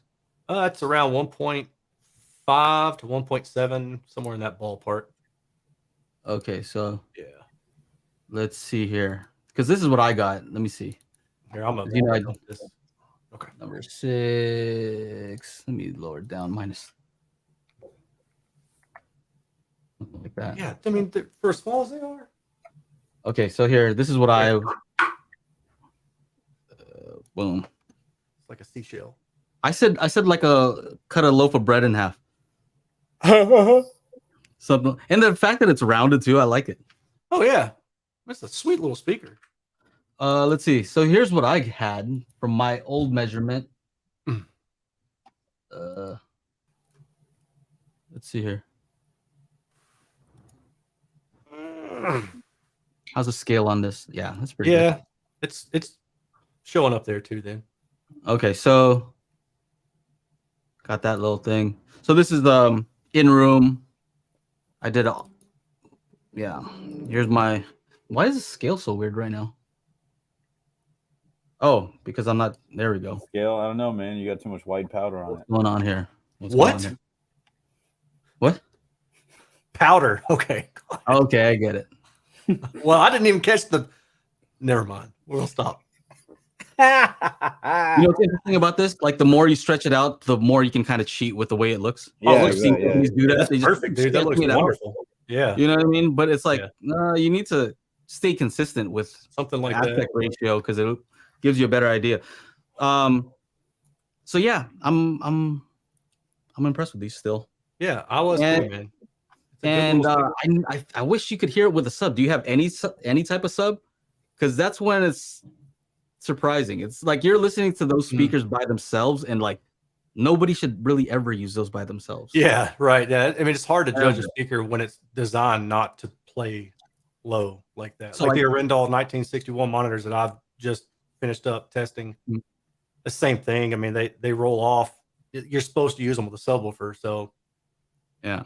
Like these, for example, people ask me, can I use it for this and that? Like I'm using them here and I can just, here's the center speaker. I'm touching it. That's the distance that I'm at. Yeah. So yeah, this distance, it's fine. I can play them as loud as I need to play them, but I'm touching this one. I'm touching the right speaker, the left. Here's a surround speaker. You know what I mean? Yeah. Everything's real close in a small room. Yep. And so you have to just keep your expectations realistic. You know what I mean? Yeah. Don't try to use them in a huge room. It's not for that. Oh yeah, heck no. Small room, subs. I think you're good to go.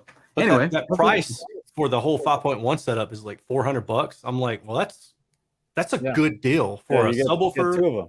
And for the subwoofer and for the 5 speakers, you know, like that's a good deal. 2 of them.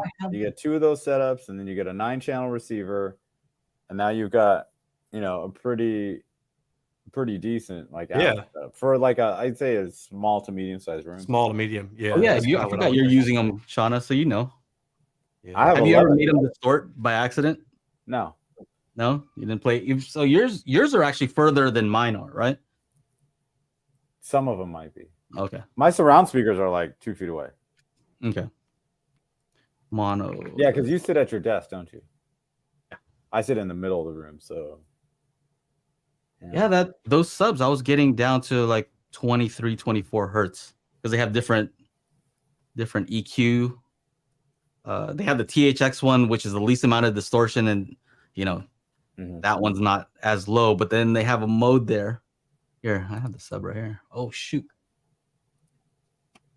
where is it? Okay, so THX sub EQ1. There we go. SPS micro. Okay. Align SPL. Let me align it to 0. Oh, is that good? Not smart. Okay. Continue. Let me just set this up so it looks decent. Continue. Oh, what's going on? Okay, so Caesar asks, sorry guys, we can't put anything up on the screen comments wise because it's all messed up. Caesar asks, I've been searching for any updates and news on Disney and DTSX January announcement. That's right, because I was at CES with Elon Osborne, and they said that they were going to do DTSX by way of DTS or something like that, or IMAX Enhanced by way of DTSX. So has that happened yet? I don't know. I haven't been on Disney Plus in a while, so you tell us. If it hasn't happened, then it hasn't happened. That's pretty much it.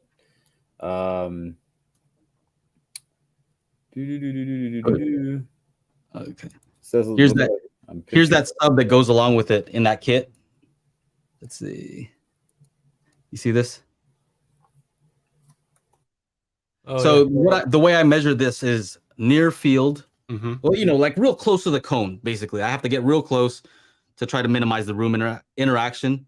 So it's not the perfect way to do it.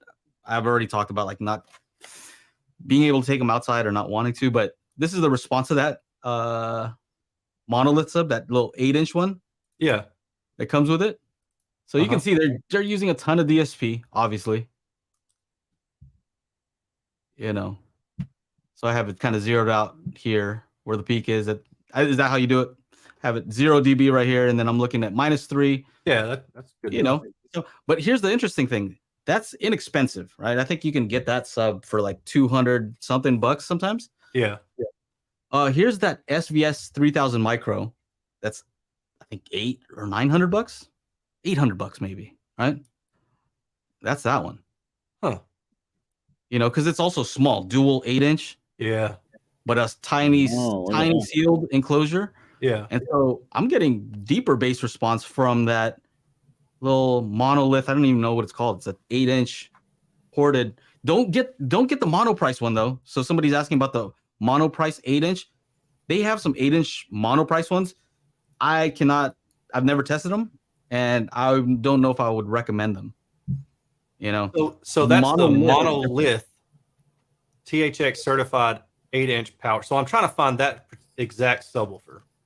Yeah, I have 3 of them. So I have one right here, and I have 2 of them in my living room. And anybody here Show off. Yeah, I got 3 subwoofers right here. And 2 of them in my living room. I'm not sure. This is what we do. I'm just some of these folks here I know have some, and they're just like those little subs are pretty crazy. Mm-hmm. But yeah, definitely monolith THX 8, not the mono price ones. Got it. And the interesting thing is that the power is not even high on them, pretty low power. So anyway, I've already made videos on those. I've pinned those out all crazy. So it's good to see that somebody is reviewing them. That's not me, and who has good equipment to say whether what I'm saying is true or not. Yeah. Well, Snoots is I asking, think they're pretty cool. Snoots asking if I get the Rhythmics for his living room. I have not gotten the Rhythmics for my living room. So just so you know. Just so you know. Other news before we go, because we've been on here for 2 hours. One more piece of news.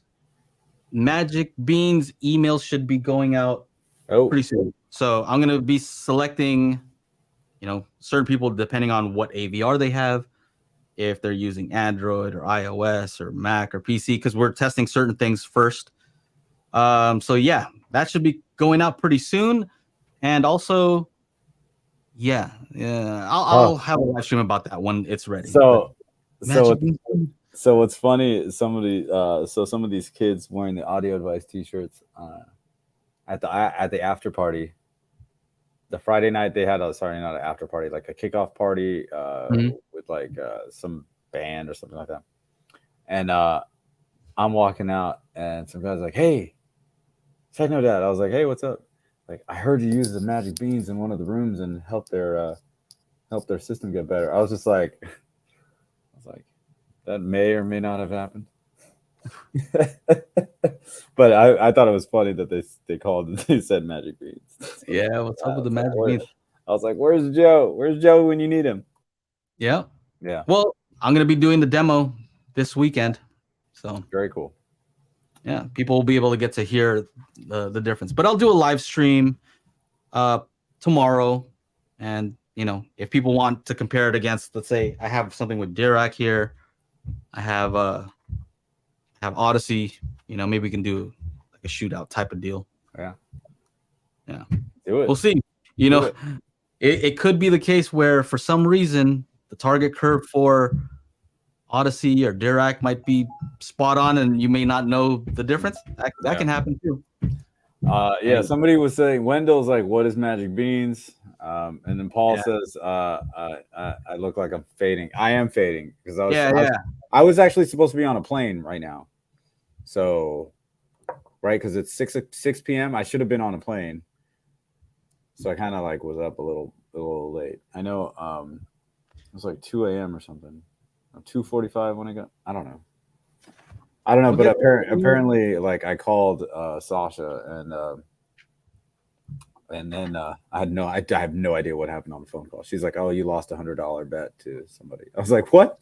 What are you talking about?" She starts laughing. She's like, She's like, "I think it was just bullshit, but yeah." She's like, "You sounded pretty drunk." I was like, "Oh, I don't even remember calling." I woke up in the morning. I'm like, "Oh crap! I was supposed to call Sasha when I got back to the hotel." And I open up my phone and I'm like, call log. I'm like, "Oh, I did call. What did I say?" Like what happened? Like, oh crap. One of those kind of nights. But again, I didn't have a hangover. I'm just tired. Paul. Here's one last thing. These are the neoliths. Oh, son of a bitch! Buttons I gotta press. Boom. Oop. Those things are pretty sweet looking. Yeah, they do look sweet. The mids and highs were great. I was looking forward to like hearing some good bass, but then they had these big ass like 15 subwoofers on the other side of the room. They're like, well, there's a null right at the chair you're sitting in. I'm like, oh, convenient. I mean, could be.